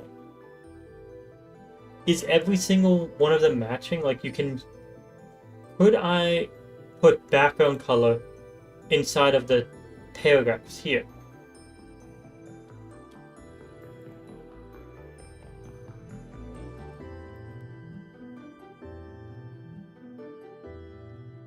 I wonder, can I? To change the width of an element, we use the width property. Yeah. Same thing as before. We measure the height and width of an element in pixels, like 50 pixels. Pixels are tiny points that make up what you see on the screen, and again, you do not put a space in between. Dot flattened. Two different theories, round earth and flat earth. You can change the height and width of any element on a web page. Set the width of the second paragraph to 150. Okay. Yeah, that looks better.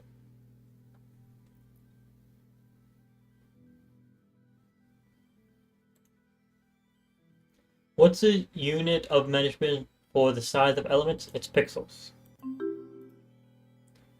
What stands for 50 pixels? 50 px. Which property changes the height of an element? Height. What happens when we set height to 100 pixels in the rule? The H1 element have the height property set to 100 pixels. Yeah. Make this rule double the width of the other by typing width.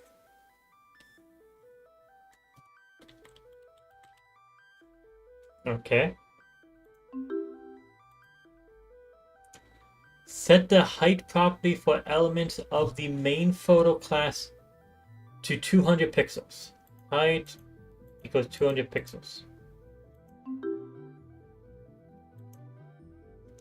Set the height property for elements of the square class to 100 pixels.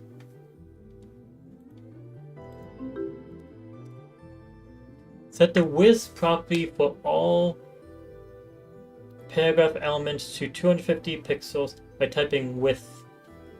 Well, let me just type it.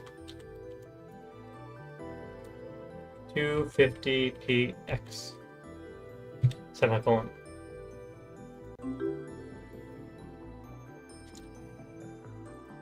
So that was all about setting size. Now I'm assuming this next one will be borders. Elements on a web page can have borders around them.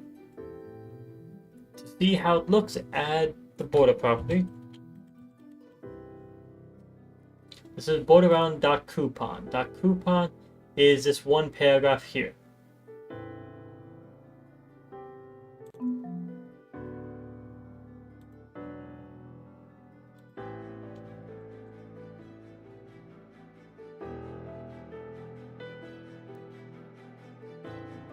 I'm confused why it didn't work.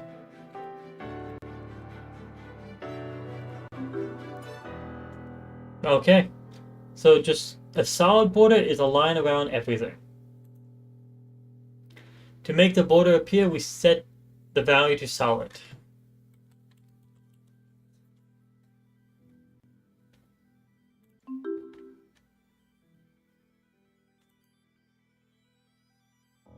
We can set the width of a border by adding a number of pixels right after solid.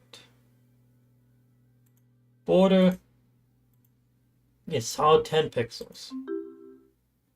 Okay. To set the color, let's add red at the end of the value of the border. And this is getting more complex. We can make the border red by setting the color to red.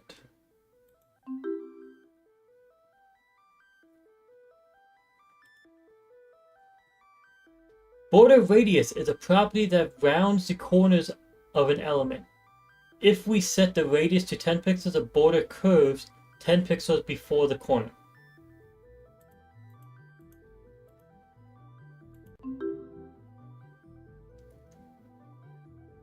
Okay then. Border radius works on all elements, even images. It's an easy way to make images look great on a web page. To round the corners of all images using border radius, type 100 pixels.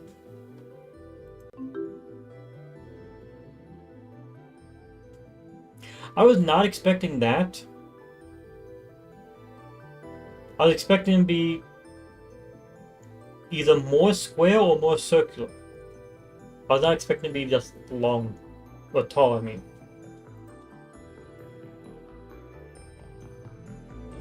I guess that just means that these images are usually tall. To make an image a circle, we set border radius to half the width of an image. It only works if the image is a square though.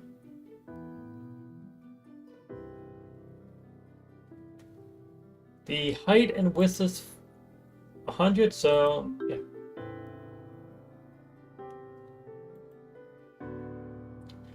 What's a border in CSS? A line of a certain thickness and color around an element. To make the border appear, which value is necessary? Solid. What do we round the corners of an element? Or how do we round it? Border radius. How do we set the color of a border? By adding a color value to a border property. Yeah. Add the border to rule 3 or heading 3. Make a visible border around all image elements. Make it solid, okay. Round the edges of all images. Border dash radius 100 pixels. But that means... no, that's right, that's right. That's a full circle. That's not just rounding the images. Add a border to all paragraphs by adding border is solid 50px. Very cool. And since we have width and height set to 100, that means it's going to be a circle again. Nope, we didn't round it. I was wrong in that. This is modern art. This is a weird font art, which I guess that means it's right. Using the image selector, set the height and width to 100 pixels, then set a visible 2 pixel thick border around it. Okay, so it's img, open curly bracket, close curly bracket. Then we want to do border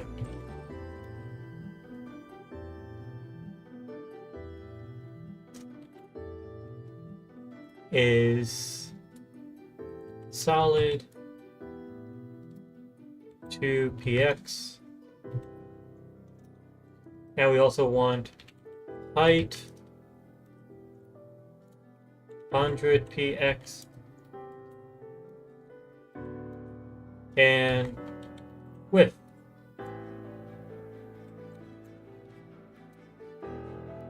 100px.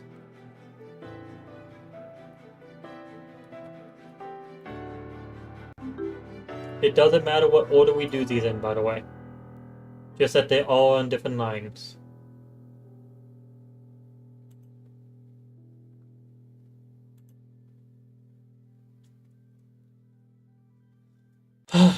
Okay.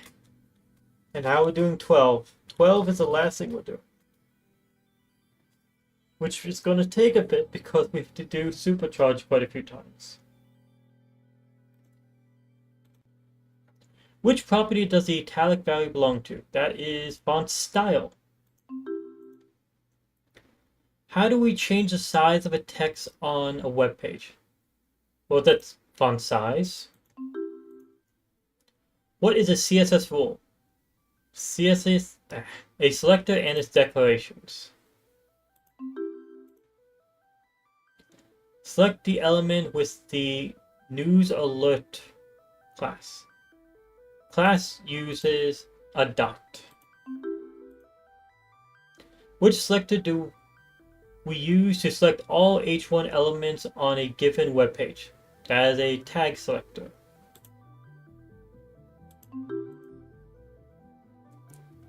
Which selector selects only the L1 element on this web page?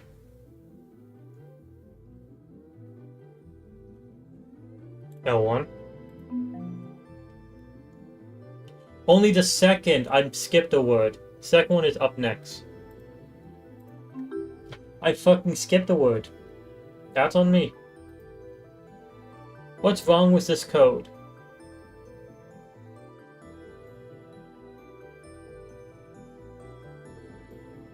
We're missing REL.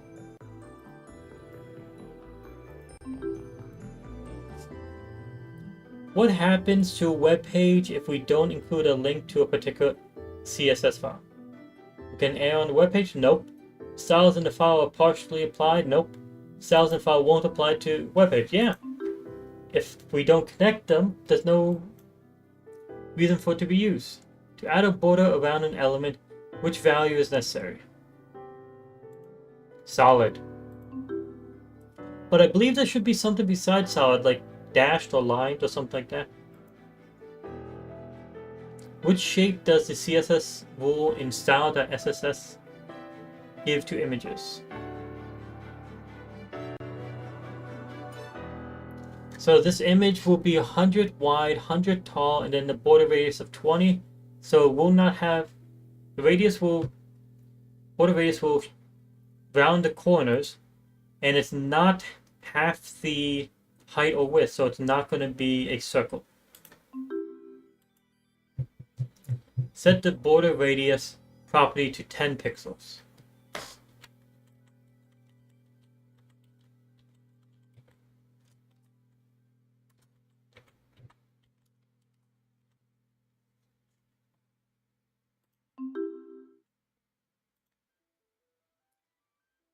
Set the height property to make all elements of the square class square shaped.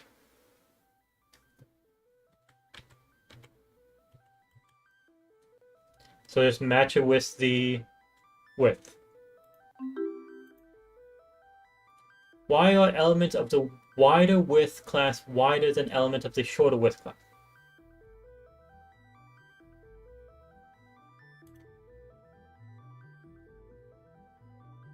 Because wider width has a bigger width property. Yeah.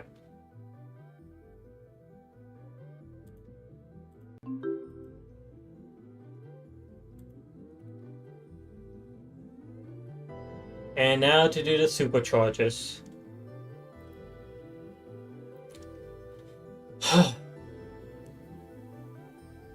Create an H1 element with the text color set to red and the text set to HTML.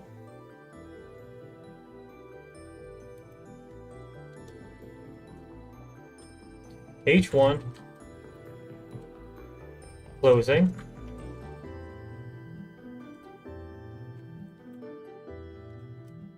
HTML Lego. And we can set the... Okay, so this is not in CSS, so we actually are making this.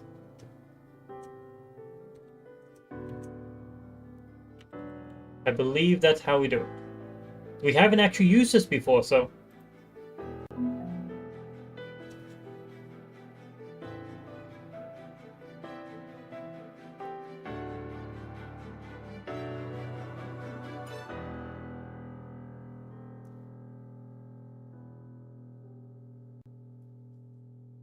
Huh.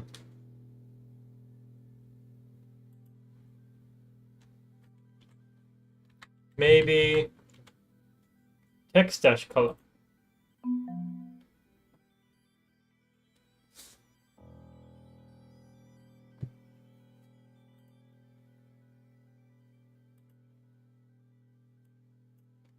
Okay, it looks like it looked.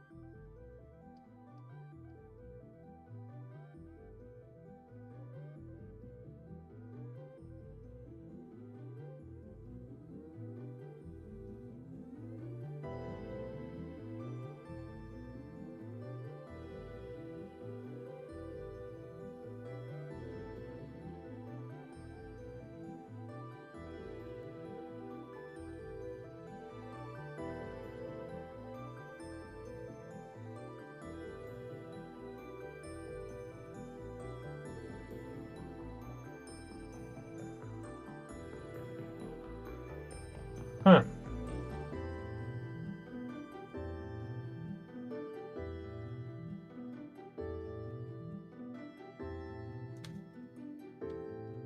So it's an H1 element with the text color set to red.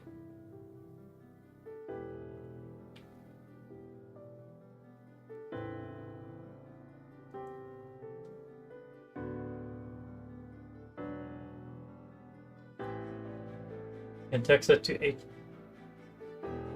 This is right. Explain.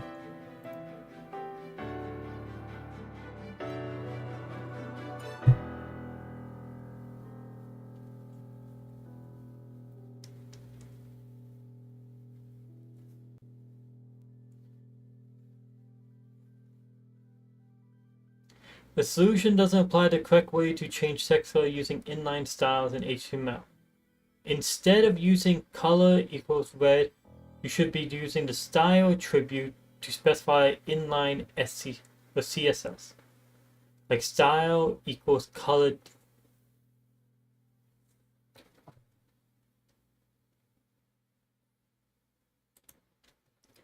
Okay, let's see. Style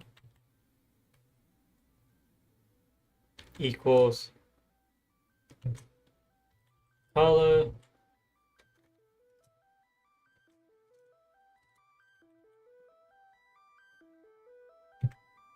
there. That's what it says for me to do.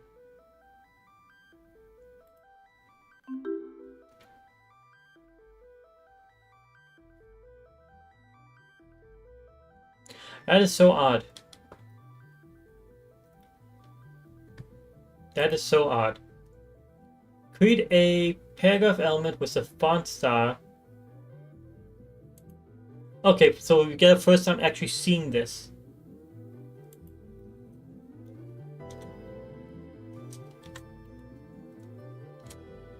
Style equal close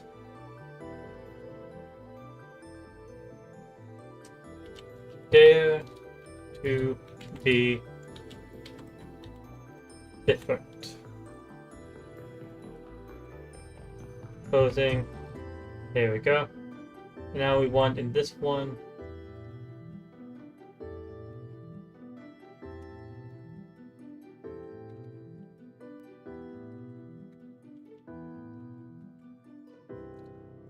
We want font, style, italic, close.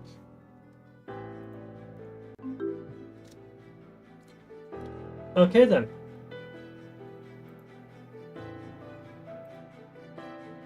In the first paragraph, set the font size to 30 pixels and the font weight to bold.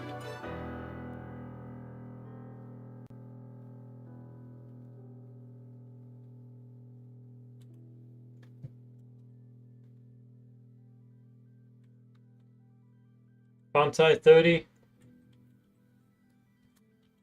Font weight bold. Close. Yeah, tell me what's wrong.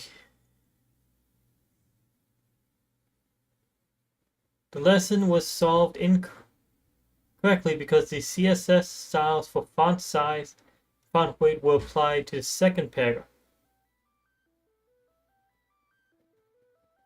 instead of the first paragraph. Ensure the first paragraph is styled according to instructions.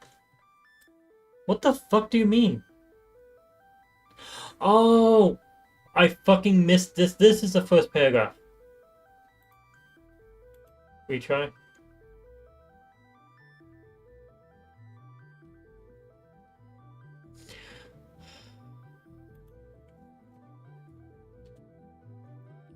I missed this one. I didn't even realize it was here.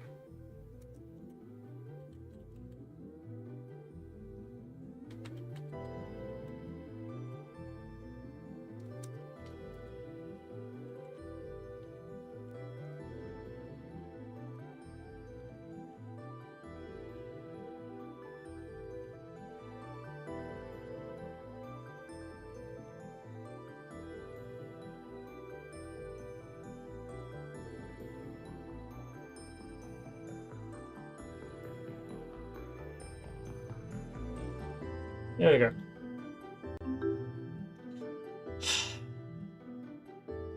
I didn't notice it. Set the font family of H3 to Arial.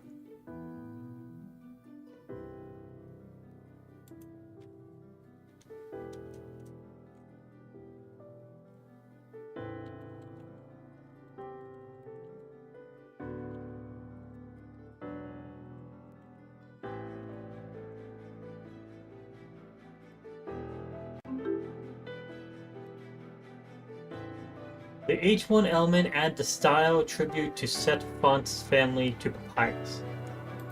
H1 element, the style equal, there we go. Font family.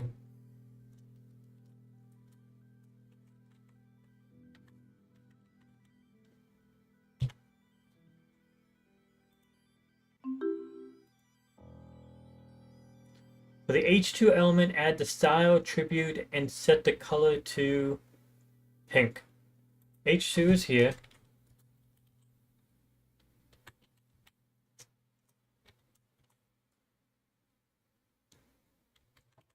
Color pink. There we go. Just got another picture. Please tell me it's not him. Tell me it's been rescheduled again.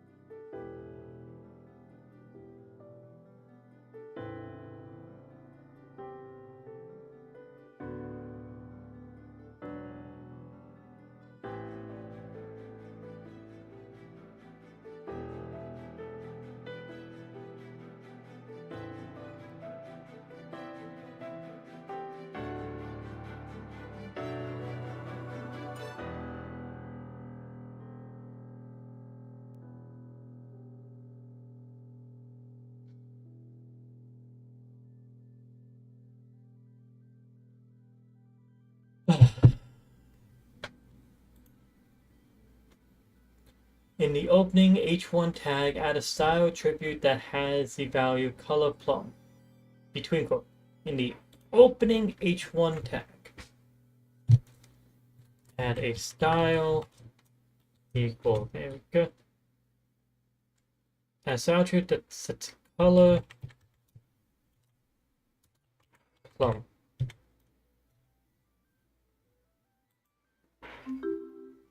There we go.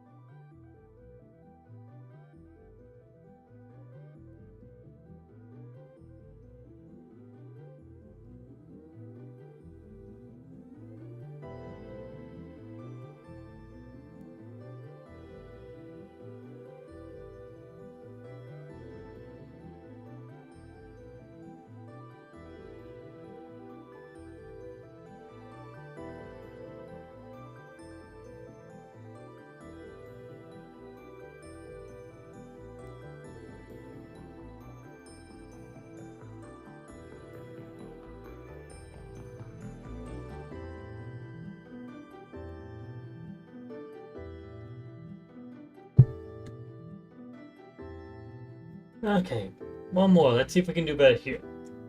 Add an h1 rule that sets color to white. h1 is here. Style equals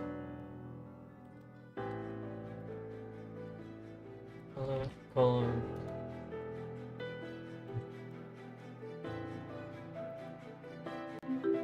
There we go.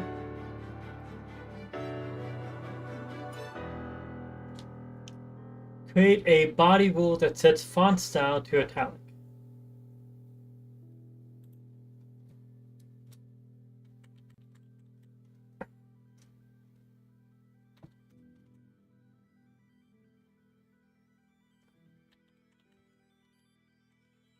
It feels wrong that I'm putting anything inside the body opening tag.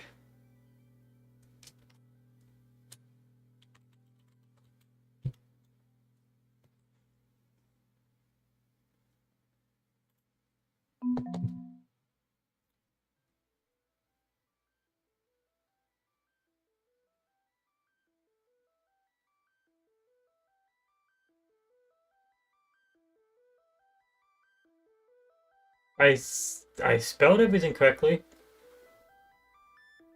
Tell me what's wrong. Tell me what's wrong. Because the font style tag should be applied using a CSS rule in the style section.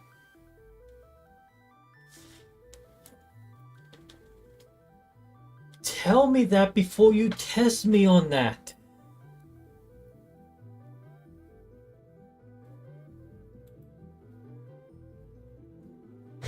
Okay, font dash style italic close. I clear all this out. This does look better for me. I do like this look better.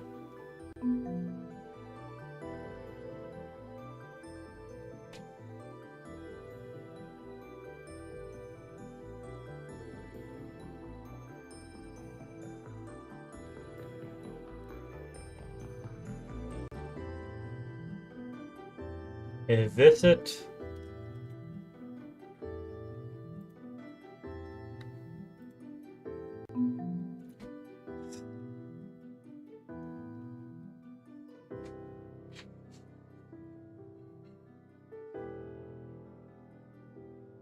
Yes, I need help. Fucking explain.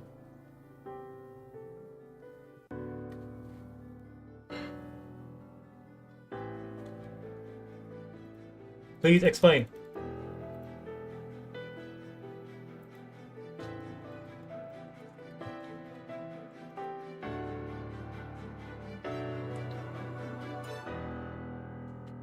Seriously?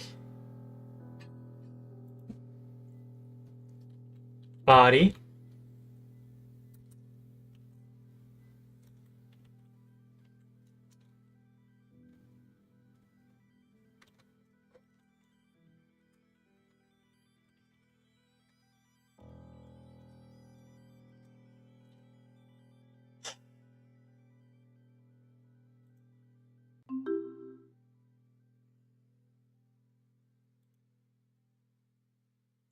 Create a rule for the body element that sets font weight to bold. So style, body,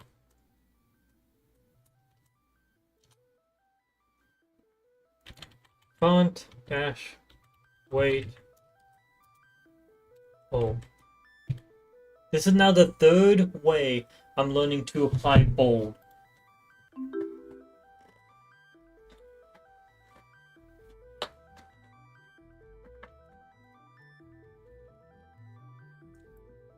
Add a P rule, set font size to italic.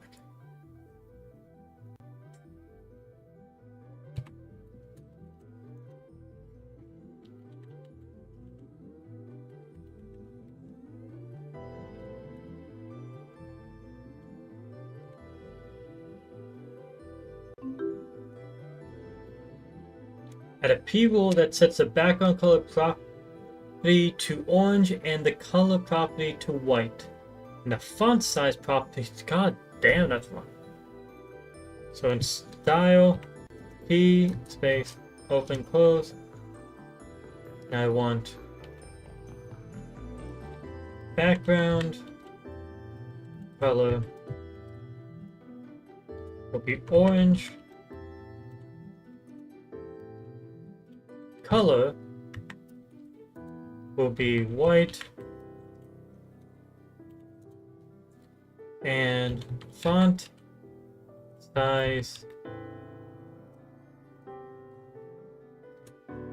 16px.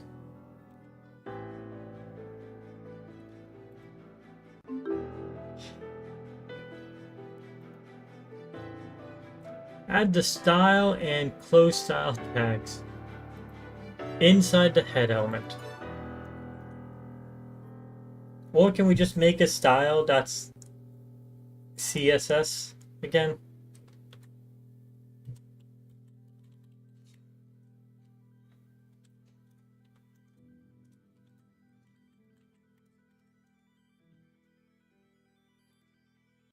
This should have been said before all that other shit. Add the P rule to set the fonts weight.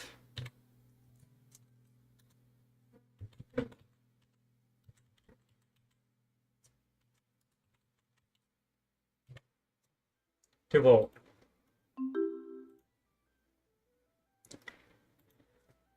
And last one. P. Got paragraph with the background color set to orange, and the color set to white.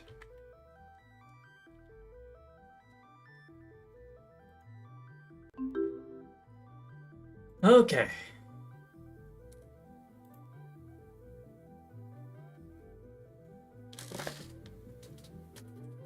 Oh.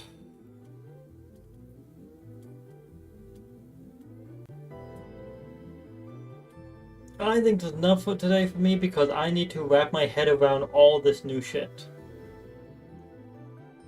Oh. multiple different ways to do the same exact thing. It's like, okay, use CSS in the .css file. I'm like, okay, use HTML in the .html file. Okay, now use CSS inside of the HTML file. I'm like, now use it in two different locations, and because of different locations, you use different types of language. I'm like, it's mixing it in weird ways. I'm like, it was way simpler before. It got way more complex all of a sudden.